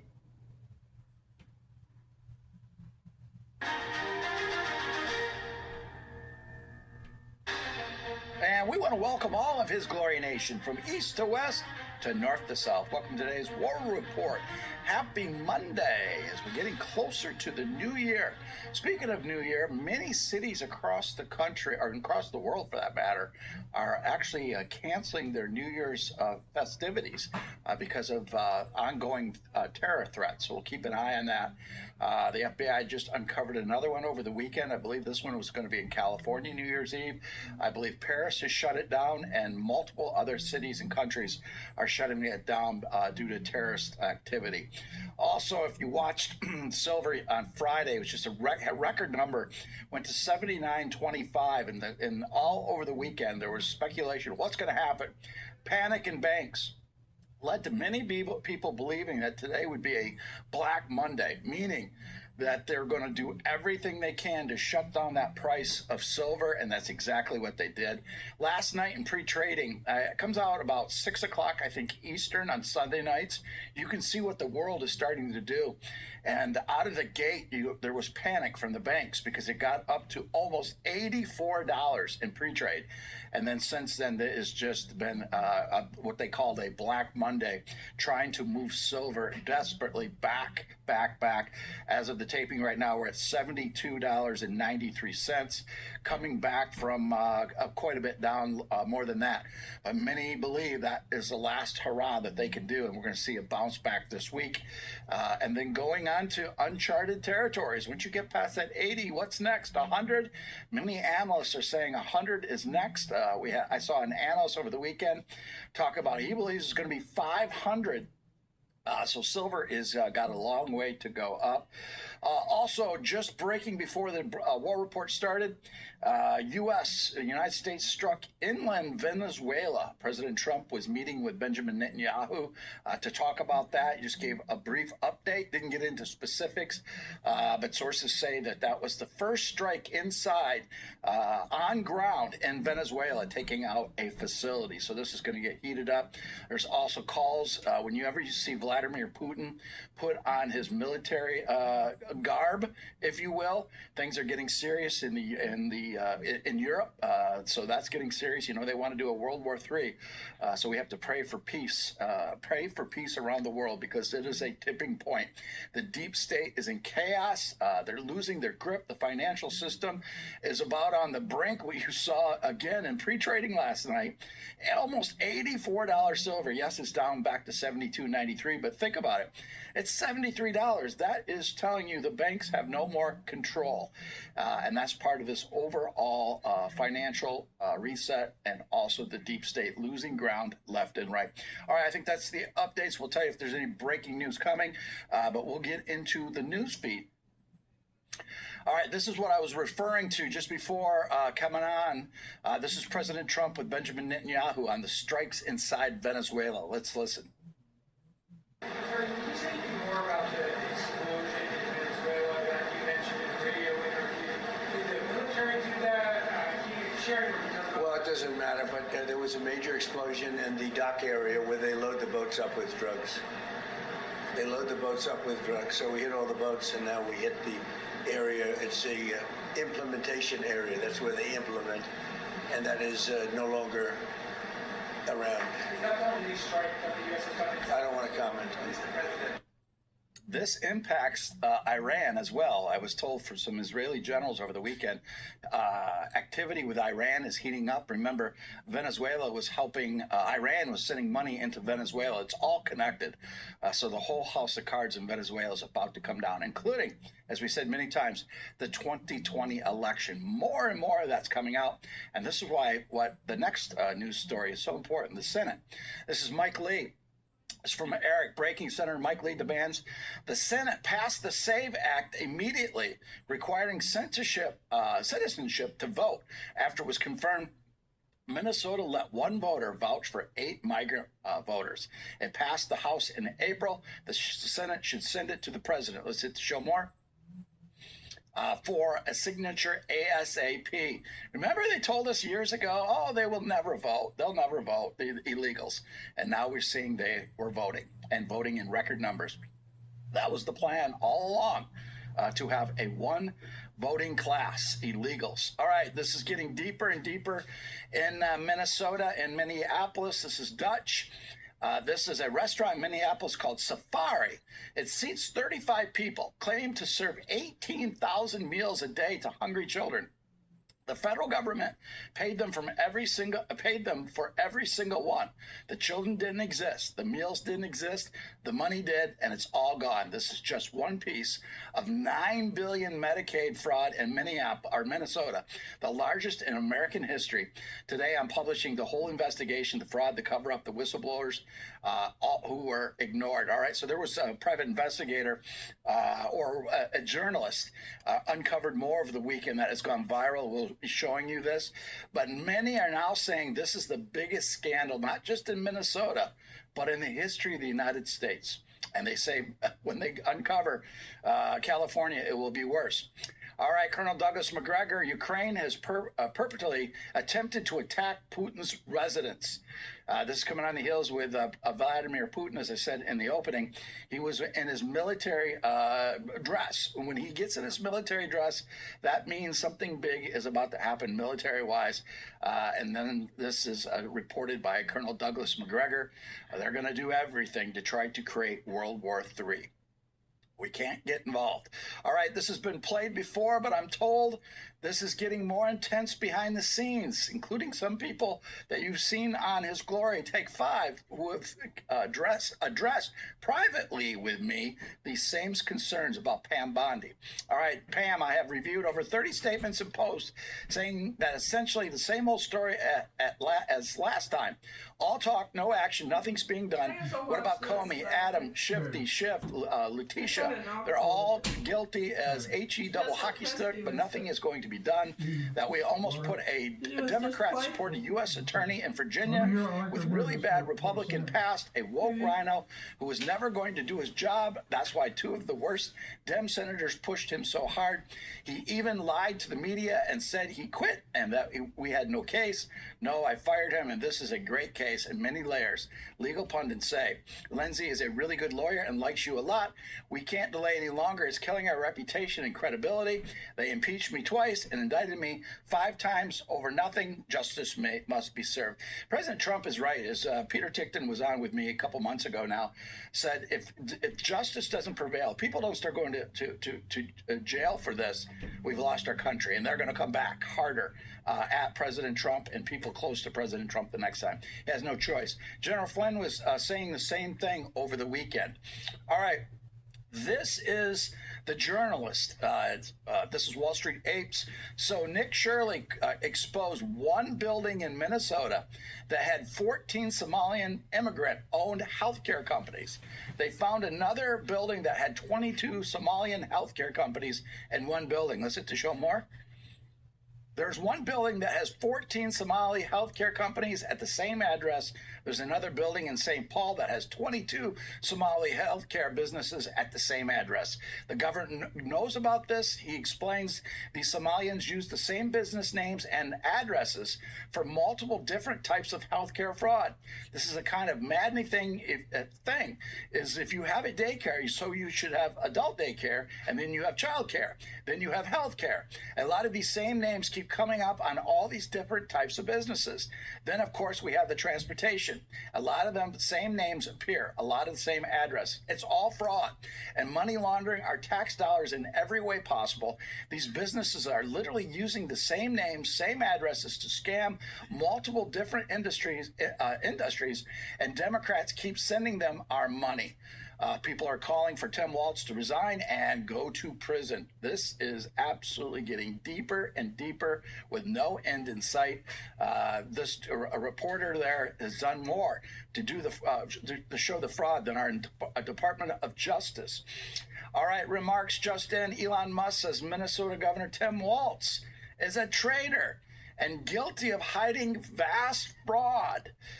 Many are saying these Somalians, how did they get so complex in their $9 billion that they've taken from the American people, the taxpayer, that it must go hire people, and that's what Elon Musk is saying. It's going to go deeper. All right, journalist gets too close to big secret. State Department Matt Miller panics and refuses to comment on U.S. aid funding gain of function on coronavirus. Remember they tried to block it? Let's watch. How much money went from USAID to the work at Wuhan and to their collaborator, Ralph Barrick at the University of North Carolina, to collect and make coronaviruses that are weaponized, that are more deadly? So I, first of all, reject the implicit accusation in that question, and I do not have at my finger. I do not have at my fingertips the particular details of USAID. Are you saying for certain? Are you saying for certain that no USAID money went to the Wuhan Institute of Virology? Go ahead. No, please tell me. Are you stating that no USAID money went? I am happy to take questions from those in this audience. I'm happy to answer them. I appreciate that they treat every person in this room, including myself, respectfully. I'd call on you. I'm now calling on someone else. Go ahead. Treat me respectfully. Please tell me, what are you denying? Go ahead. What is your denial? It's a non-denial denial. Panic, because they know you've tracked that. You're going to find the money. Also, while this was going on, breaking news, ABC is talking more about this knockout in a big facility in Venezuela, so it's intensifying. Also, President Trump very angry about apparent attack on residents of Vladimir Putin. Again, intensity is starting to go. You know, you look at the Minnesota story, there has been none of the fake news has run this fraud in Minneapolis or Minnesota at all. It's time for the fake news to go away. All right, here's Nick Shirley again. The one exposed it all. Here's the full 42 minutes of my crew and I exposing Minnesota fraud. This might be my most important work yet. We uncovered, look at that in one day. Absolutely insanity, the amount of money they uncovered in one day. Like it and share it around the wildfire. It's time to hold these corrupt politicians and fraudsters accountable. Let's hit the show more. We all work too hard and pay too much in taxes for this to be happening. The fraud must be stopped. The question is, how deep is it?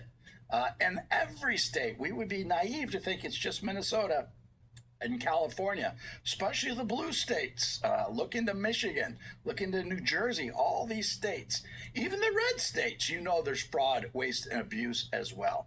All right, let's continue. They are going door to door, is what they showed in that video. And there's no children in any of these facilities whatsoever. None. All right, here's C3, again, with all the fraud being exposed in Waltz's Minnesota. The only Dem to vote to stop health care for illegals. Remember, this is the woman that was killed, and she stood up for health care, not going to illegals. You can see how shaken she is before her death. Let's watch. I know that people will be hurt by that vote, and we worked very hard to try to get a budget deal that wouldn't include that provision. That story cannot go away. People need to start researching that more and more and more. It's all connected. All right, Benny Johnson, breaking news from the FBI of rampant Somali fraud in Minnesota. Things are about to get much worse for the Somali fraud criminals and their enablers. Let's hit the show more.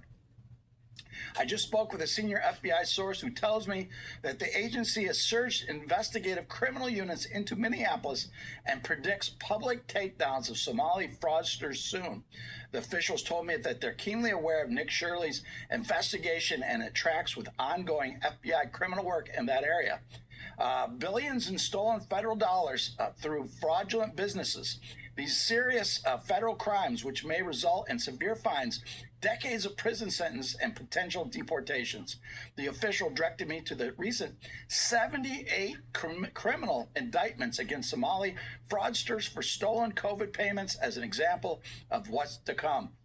I asked the official about the Act Blue donations to Democrat candidates from the fraudulent Somali daycares. The official directed me to ongoing FBI Act Blue criminal investigation and said the agency will follow the money. Act Blue is under criminal investigation by the FBI for fraudulent payment that may break American election law. The official said to expect more FBI action very soon. Again, Tim Waltz is in the center of this. And why, during the death of the congresswoman up there earlier, why did the person say that he was trying to kill Amy Klobuchar? It's all connected. This is absolutely insanity. All right, breaking. Kevin O'Leary hails the latest Q3 GDP surge as a mind blower. Let's watch. Every administration jawbones the economy is a very famous line in politics. It's all about the economy, stupid, and it always will be. But what happened recently, we had 43 days of government shutdown, so the data got a little wonky. People were anticipating what the GDP number would be. Now remember, GDP, gross domestic product, reads two things. Number one is how productive is the economy and how fast is it growing? And why you care about that? It doesn't matter where you are in America, is 50% of every dollar around the world comes to America to invest in it because it is the strongest economy on earth. And so this number really matters. It comes out north of 4%, a mind blower, because first of all, we had the wonky data from the lack of 43 days of information, but that's a big, big upside. And so that's really great. No question about it. And the administration will tout that number. And believe me, nobody anticipated it being that big. Wow, it's getting more intense. Flu cases remain on the rise, according to ABC. Many people I've talked to are seeing the strands continue to grow. A lot going on. We'll be right back after this.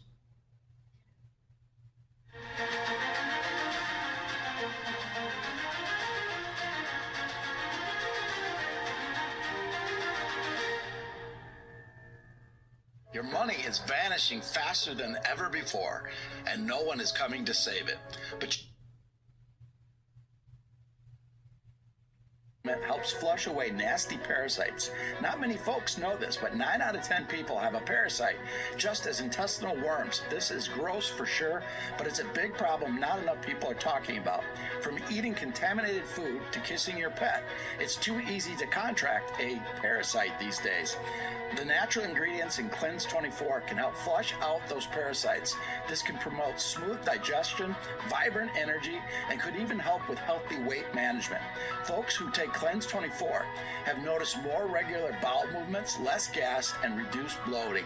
Right now, you can try Cleanse 24 risk-free for 35% off normal price. Head over to nationhealthmd.com and enter coupon code GLORY at checkout to save 35% on your order.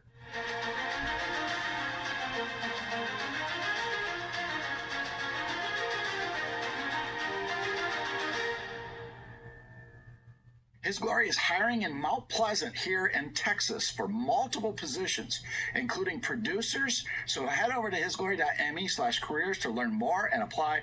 Producers, an operations manager here in Mount Pleasant. You can see all the job postings. We are really growing out our Texas studio.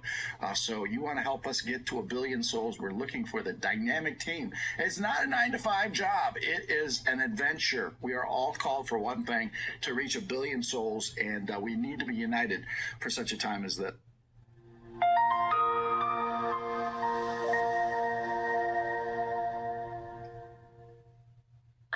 And for many of you, this is probably a very familiar passage of scripture, and it's just such a great story. I love reading it and just reflecting on it. So we're going to do that together today. Let's go ahead and read Mark 4:35-41 together. Here's what it says. On that day when evening had come, Jesus said to them, "Let us go across to the other side." And leaving the crowd, they took him with them in the boat, just as he was, and other boats were with him. And a great windstorm arose, and the waves were breaking into the boat, so that the boat was already filling. But he was in the stern, asleep on the cushion. And they woke him and said to him, "Teacher, do you not care that we are perishing?" And he awoke and rebuked the wind and said to the sea, "Peace, be still." And the wind ceased, and there was a great calm. And he said to them, "Why are you so afraid? Have you still no faith?" And they were filled with great fear, and said to one another, "Who then is this, that even the wind and the sea obey him?" Now, there's a lot we can pull out of this passage of scripture, and it's just so remarkable to me to think about the fact that Jesus was sleeping in this boat with his disciples. There's this massive storm that rose up, which is pretty common in the Sea of Galilee, and there were other boats that were traveling along with them, which is noted here, but also the boat was starting to fill up with water. The wind and the waves were just so wild, and the disciples, they were fearing for their very lives, and they thought that Jesus was just not caring, sleeping through it all. But he viewed it as them being afraid and without faith. But we see that Jesus exercised his authority with 2 simple commands: peace, be still. And when we follow Jesus, we can know in our own lives that Jesus isn't afraid of the things that we're afraid of. The things that make us distraught or make us fear, Jesus is not afraid of those things. He has power, he has wisdom, and as we follow him, we can also receive his peace. And it's not necessarily about having peaceful circumstances around us. It's about being with our Savior and being anchored to him. That's where our peace comes from, not from what's happening in the world or whether or not things are good in this season or the next. It's all about being connected and with our Savior, Jesus Christ. He is the Prince of Peace. So let's connect with him today. And I just want to encourage you to go back to the story in your own Bible, spend some time seeking the Lord and allowing Jesus to be your Prince of Peace. Thank you so much for watching, and may God bless you as you go in his shalom. All right, President Trump and Benjamin Netanyahu have a joint press conference right now in Palm Beach talking about peace in Gaza and more. Kind of alluded to something would happen on New Year's Eve. We'll keep an eye on that. A lot going on. Let's continue in the news.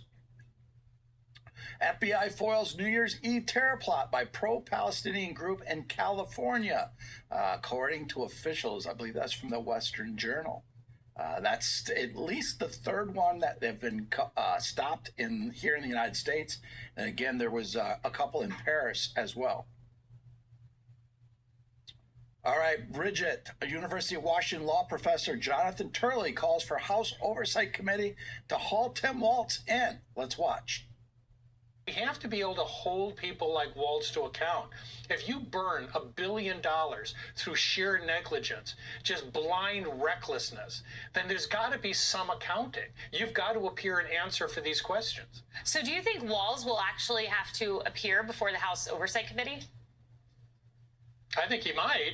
And, without any question, he and his administration are going to have to answer some questions. And he's going to have to do better than he did over the weekend. I mean, he basically offered a shrug and a smile. Well, there's $1 billion missing on the table, and someone's going to have to answer for it. Yeah, taxpayer dollars potentially to terrorists. It's crazy. $9 billion, and it continues. All right, let's continue in the news. All right, Gunther, explosive. The investigator featured in Nick Shirley's viral expose has personally checked 50 Somali daycares in Minnesota at different times of day and found 0 children. Let's watch. Massive fraud is going on here in the state of Minnesota, especially in Minneapolis. Explain to me what's going on with the daycares.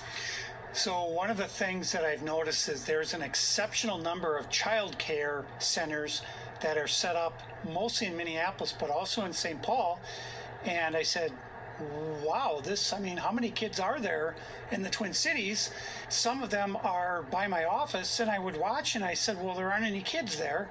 And I go to another one, there aren't any kids there, and I'd see just some Somali guys outside smoking cigarettes. So I stopped at one of them, and I said, hey, I'm just wondering, I've got a grandson who's looking for childcare, and I wonder if this might be a good facility.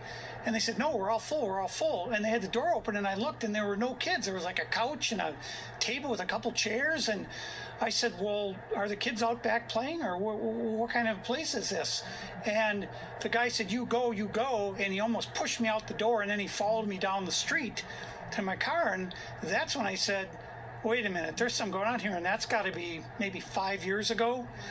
This fraud is so massive. When the dust settles on this, it's going to be found to be the largest fraud in the history of the country and probably the world. It's that big. The ones that I've gotten data on, they average about $2.5 million a year, and a lot of them will say they have anywhere from 80 to 120 children.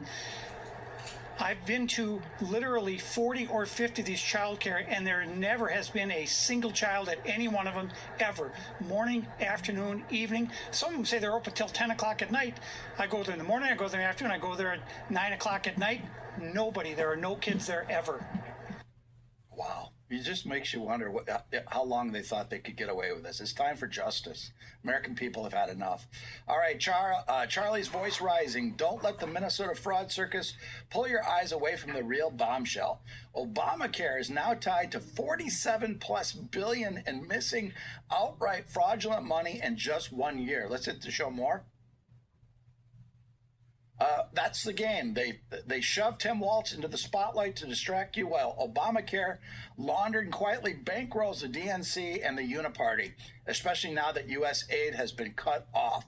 Here's the part that they're panicking about. Obamacare subsidies expire on December the 31st, and Democrats are desperately dependent on that money stream. That's why they tried to strong-arm President Trump for another $400 billion in Obamacare subsidies. They even shut down the government over it. Then they had the nerve to blame President Trump. Let's be real for a second. Liberals are never going to get free universal health care from the Democrat elite ever. Why would they? If health care were actually free and clean, there'd be no way to steal taxpayer money through corrupt insurance middlemen. No lobbying doctors, no endless billing scams, no political slush funds. And here's the darkest truth nobody wants to say out loud. Corporations poisoning Americans for profit would have to stop, because the entire profit chain depends on keeping people sick. Cancer equals cash, chronic illness equals control. That's why hospitals stay overloaded. That's why the racket never ends. It's not broken. It's working exactly as designed. Liberals need to wake up and realize the system isn't left versus right.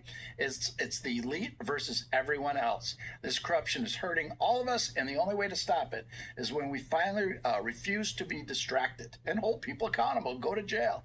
You know, I remember Sam Sorbo talking about the public schools when I first met her. She said the public schools are not broken. They're designed that way. And that's exactly what the person in that article said. That it's designed that way. Everything in our society was designed for this fraud, and we got to stop it. It was not bad management. It was rich trying to get richer, greed. All right, just in, Fox News attempted to reach out to Somali Quality Learning Center in Minnesota. Let's watch.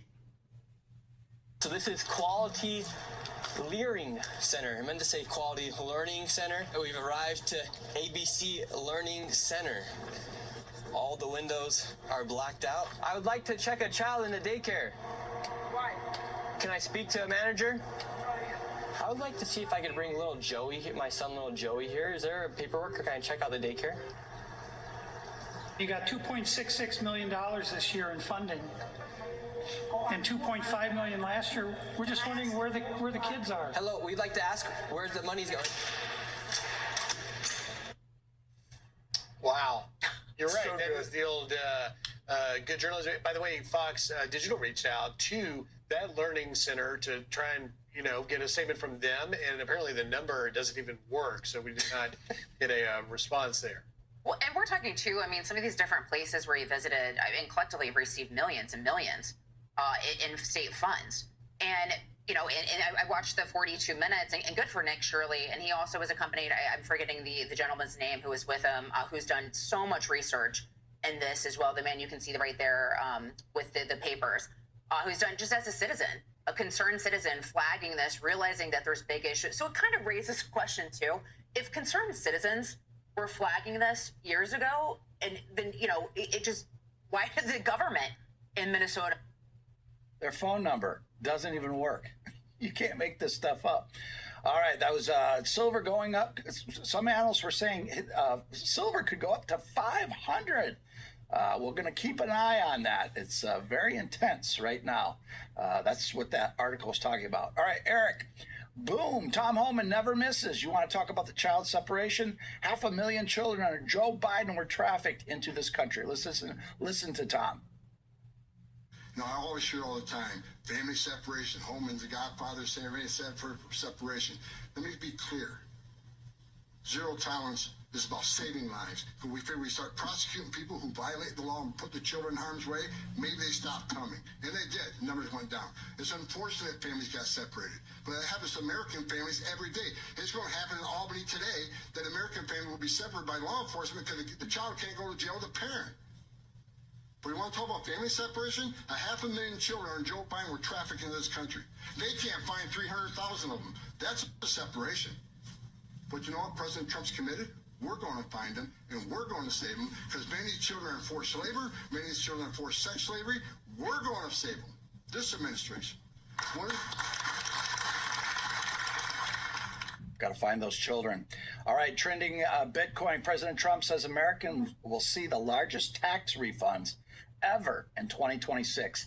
Many families will be saving between $11,000 and $20,000 a year.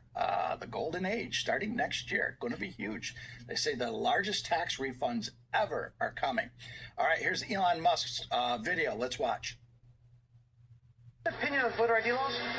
Yeah, they're usually pretty racist and they're bad. I think voter ID laws are a way to perpetuate racism. Would you go as far as say those laws are racist? For sure. Do you think it suppresses the African American vote? Definitely. Because they're less likely to have state IDs. Minority voters are less likely to have the kinds of IDs that have been described or required. These type of people don't live in areas with easy access to DMVs or other places where they can get identification. You can always get IDs you do over the internet. Does that also make it difficult for black people in particular? Yeah, you have to have access to the internet. You have to be able to pay an internet service provider for certain fees. Do you think that's harder for black people to go online?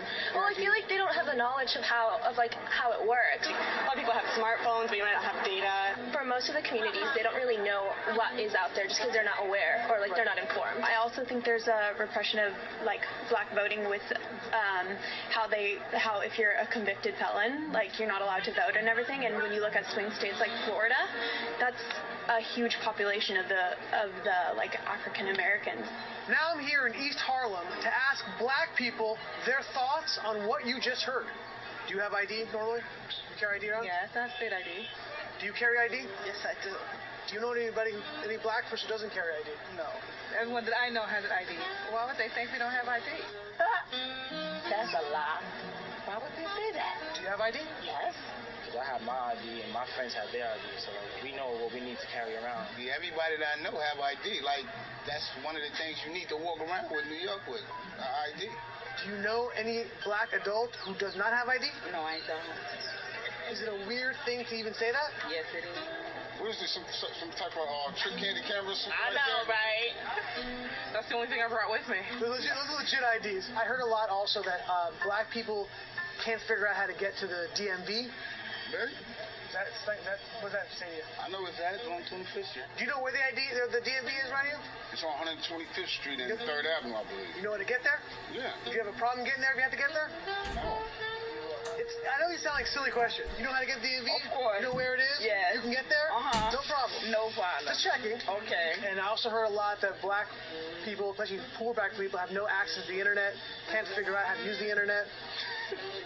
That's just stupidity, honestly. Everybody has access to the internet. Even a little kid can figure out how to work the internet. They've been trying to spin that lie for so long. The question is, the first part of that video, how many of those people really knew the truth and were lying about it versus that were just uneducated?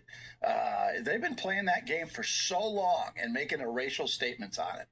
All right, 11,000 politician elites receive an exemption for the COVID vaccination. Why would they need an exemption? Wow. Let's continue. Very shocking. All right, Valerie Ann Smith, was COVID scripted years in advance? Dr. Peter McCullough, let's watch. I can tell you that if you want to find the evidence that Moderna was working on the vaccine before the virus ever emanated out of the lab, if you wanted to find the collusions and the operations between the Gates Foundation and Gavi and CEPI and Pfizer and Moderna and the vaccine manufacturers and the Wuhan lab and the National Institutes of Health and Ralph Baric and University of North Carolina at Chapel Hill and how all this was organized, if you want to see the Johns Hopkins planning seminar called the SPARS pandemic in 2017, where they had a symposium, people showed up, they wrote up their symposium findings, they published this. It says it's going to be a coronavirus. It's going to be related to MERS and SARS. It's going to come over here to the United States. It's going to shut down cities and frighten people. There's going to be confusion regarding a drug, hydroxychloroquine or ivermectin. And we're going to utilize all that in order to railroad the population into mass vaccination. It's laid out in the Johns Hopkins SPARS pandemic training seminar. The only thing they got wrong was the year. They said it was going to be 2025. Instead, it landed a few years early. They had to speed up their timing. That's all it was. It was done unintentionally. We'll be right back after this.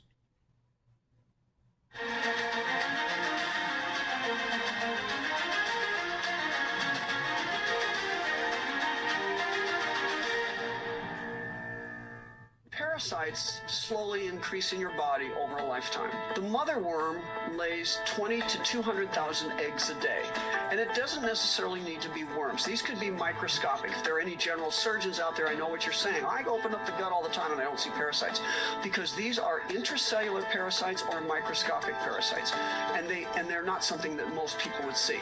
Where can we get parasites? From pets, your favorite sushi, doorknobs, even a simple handshake. You can't see them, but they're everywhere, even inside you. We need to live our full, healthy life. We can fight back. Purge. Advanced Parasite Cleanse. Defend your body from the inside out. Tap into ancient wisdom for modern health. Purge is a powerful anti-parasitic blend of 19 all-natural ingredients designed to flush out invaders, boost detox, and revive your energy and focus. Order now at www.purgestore.com/hisglory or scan the QR code on your screen and get 10% off discount with code HISGLORY.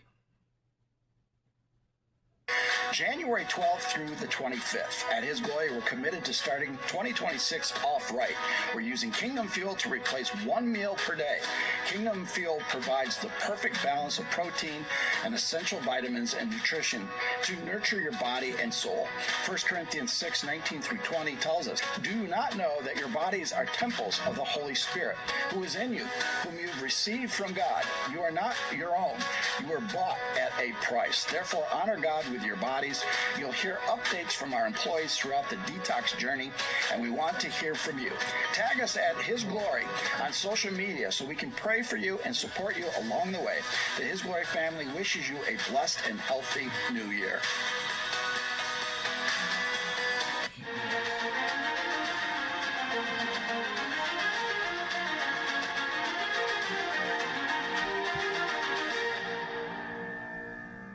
His Glory Expansion Fund. Give to the His Glory Expansion.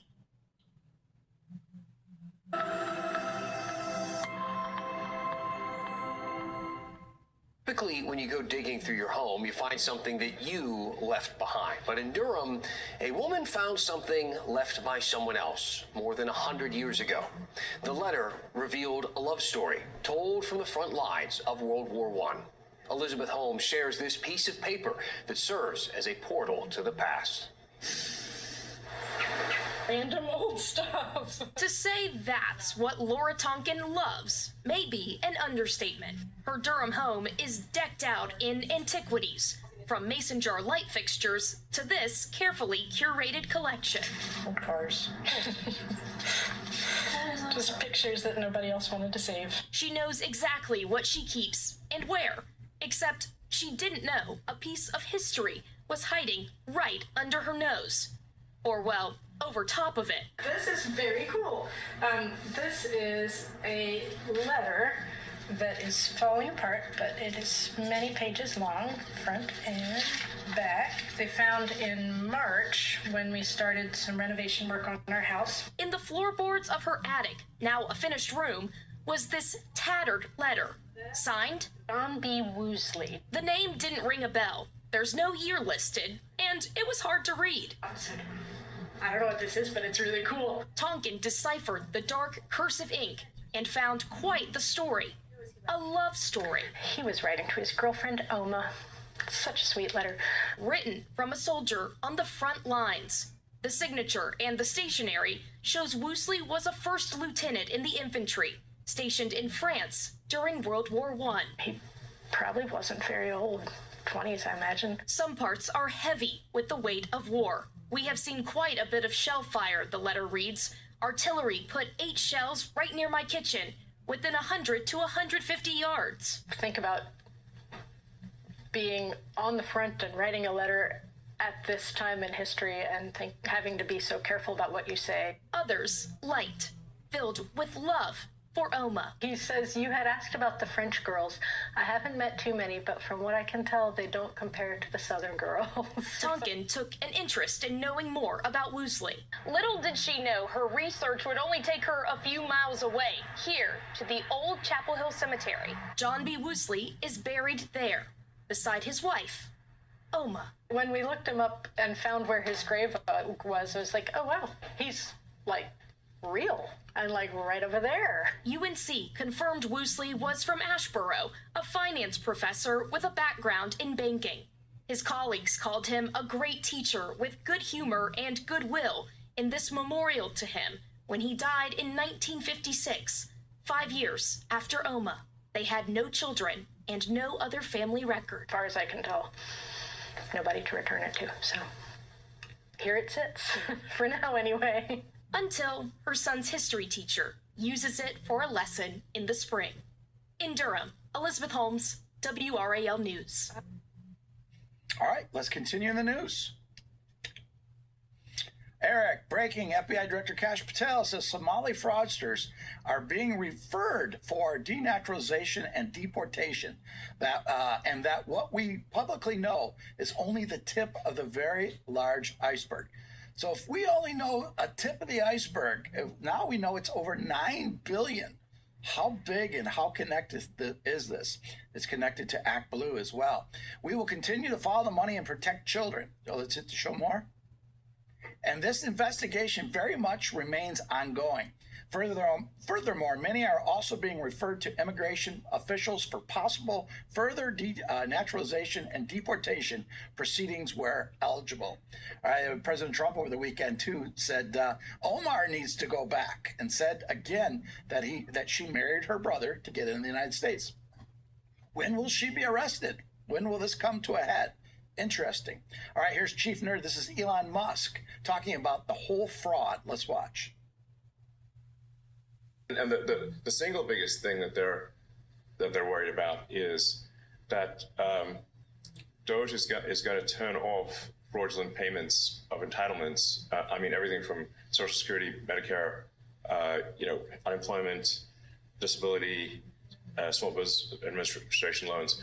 Turn them off to illegals. This is the crux of the matter. Yeah. Okay. This is the thing that. Why they really hit my guts and want me to die. And do you think that's billions, hundreds of billions? What do you think the scale is of that? I think across the country, it's well north of 100 billion, maybe 200 billion. By using entitlements fraud, the Democrats have been able to attract and retain vast numbers of illegal immigrants and buy voters. And buy voters, exactly.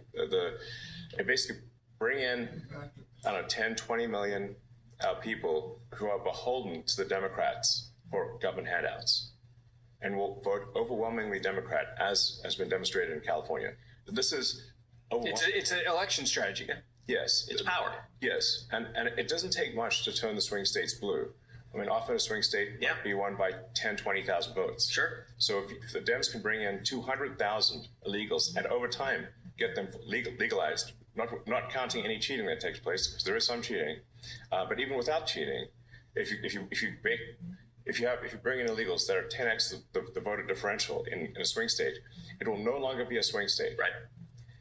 And the Dems will win all the swing states, just a matter of time, and America will be permanent, deep blue socialist state. The House, the Senate, the presidency, and the Supreme Court will all go hardcore Dem. They will then further cement that by bringing in even more aliens, so you can't vote your way out of it. Their objective is to make it one-party socialist state, and it'll be much worse than California, because at least California is mitigated by the fact that someone can leave California. Right, you can go to Texas. Yeah, exactly. But they're going to make everywhere California but worse. This is unprecedented. Again, people say dirty politics. This is not dirty politics. This is an act of war from illegals coming in our country, sedition and treason inside our own country to allow this to happen. It's got to be dealt with, and I don't see any other way but arrest, and the military is going to have to get involved. This is, again, unprecedented in U.S. history. All right, C3, we haven't had legitimate elections in decades. No way the Senate is 53-47. No way the House is 220 to 215. No way Joe Biden won in 2020. Democrats are 25% party with 20% cheating operation from illegals to ballot operations. The amount of theft is staggering. I did just meet with a whistleblower about the 2020 election, and he's brilliant. He has the real numbers. This is not just some educated guess by him. These are real numbers. He believes that it's probably about 16 Senate seats that were stolen, and more than 47 House seats. I think 47 was the bottom. His exact words were, President Trump would have super majority everywhere. And again, they cheated on the down ballot. They tried on the top on 2024, but they did get to the down ballot. All right, Eric, President Trump, Nigerian Islamic terrorist missile strikes to Christmas Day, changed it to Christmas Day to make the strike. Let's watch. New York Times is reporting the strike involved more than a dozen Tomahawk cruise missiles. Those missiles reportedly fired off a Navy ship in the Gulf of Guinea in coordination with the Nigerian government. And President Trump is threatening to kill, quote, many more terrorists if the murders continue. This is another reminder to extremists everywhere, Muslim extremists, Islamists everywhere, that President Trump is going to be ever vigilant. And President Trump told Politico that the strike was originally supposed to happen on Wednesday, but he postponed it to Christmas Day for symbolic reasons. Mike? President Trump just said that there would be hell to pay to Hamas if they don't hold up this peace agreement. I wonder if anybody around President Trump has told him the term hudna. Hudna is in the Quran. It is a fake peace. Act like peace until you build back up and then go after your enemy once again. That's exactly what Hamas will do. It'll never give in to peace with Israel. They'll just build back up until they can get enough ammo, literally, to come after Israel and America again, because they own America too. All right, X-Freeze, you literally can't find a single mainstream article about the Minnesota fraud. You can't. Not even one. Let's hit the show more. This simple camera guy runs around and finds all this fraud, but giant billion-dollar media organizations behind glass doors somehow miss it for years. It's not that they couldn't find it, it's that they wouldn't. They are desperate to bury this, protect their ideological allies, and smear anyone who exposes how rotten the system is. And it's not as bad as it looks. Think pieces or by turning it into a race-based narrative to shut people up. This is clear as it gets in broad daylight. The story isn't just fraud. The story is the massive cover-up. So true. Nobody is reporting on this. You see below all those news agencies, all the fake news. Not a single report. It took one brave journalist to break this hole wide open. You know, they had journalists at these places, but the person that wrote that on Twitter is exactly right. They're put in place to cover up the crime. They're all complicit. It's time for that house of cards to come down. All right, here's Nick Sorter, President Trump, Somali, and Omar. Let's watch. Kind of immigrants that you do want to see in America? They certainly contribute. Yeah, I want to see people. Yeah, I want to see people that contribute. I don't want to see Somalia. I don't want to see a woman that marries her brother to get in and then becomes a congressman, does nothing but complain. All she does is complain, and yet her country's a mess. It's one of the worst in the world. Let her go back, fix up her own country. Somalia, yeah, and I was right about it. I started complaining about Somalia long before the scandal. The horrible things they're doing to Minnesota, it's incredible. They have an incompetent governor there, too. The Democrats are running some bad ships. Speaking of ships. Yep, they said it again about Omar and her brother. He knows more than what he's leading on.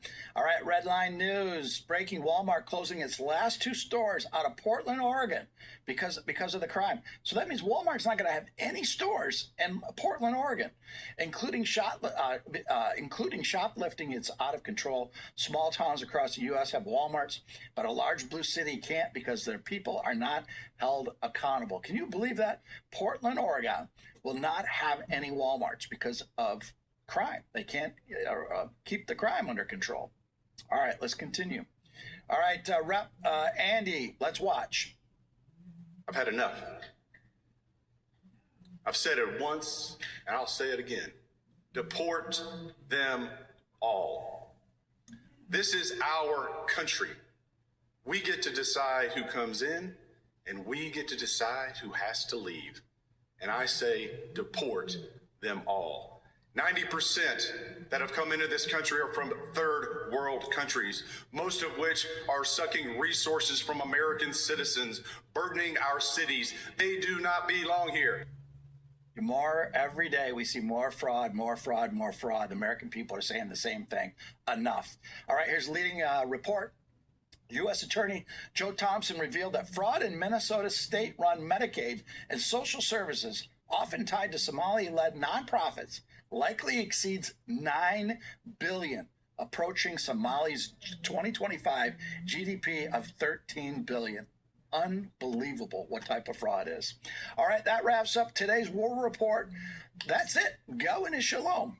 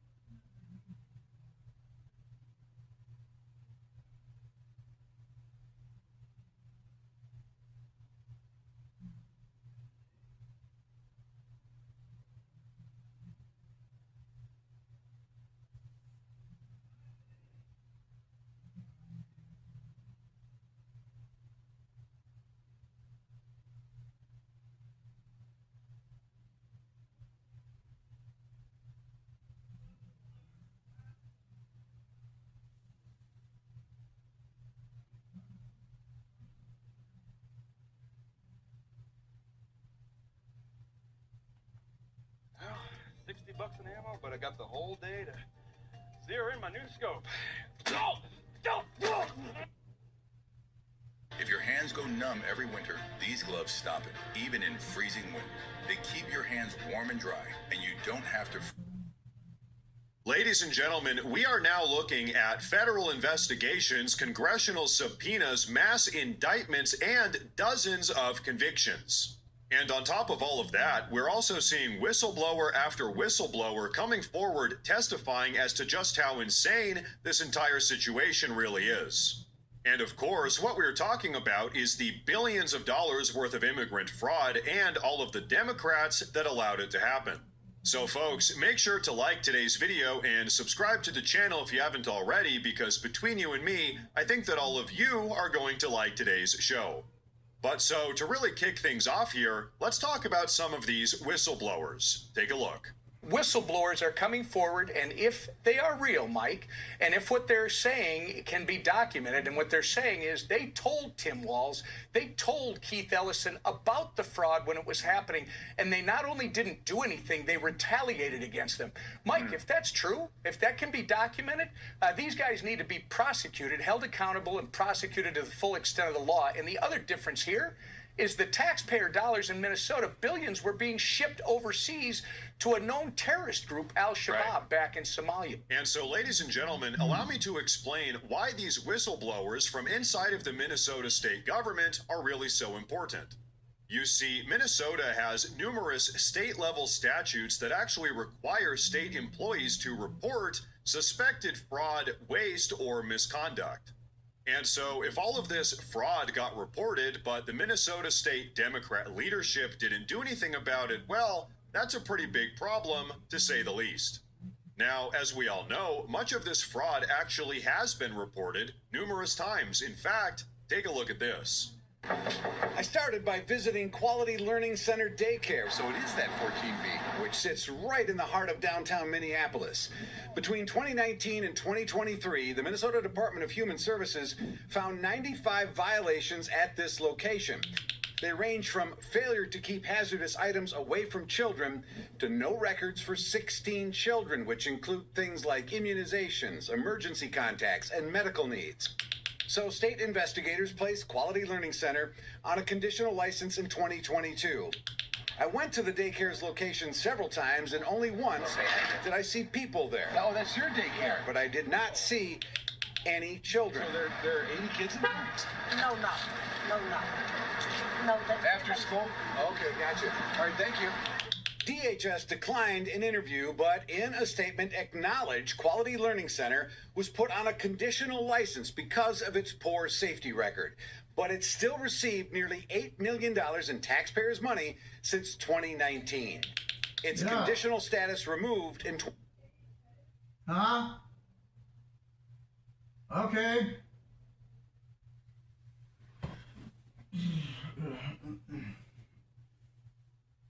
Did you say okay? I said okay.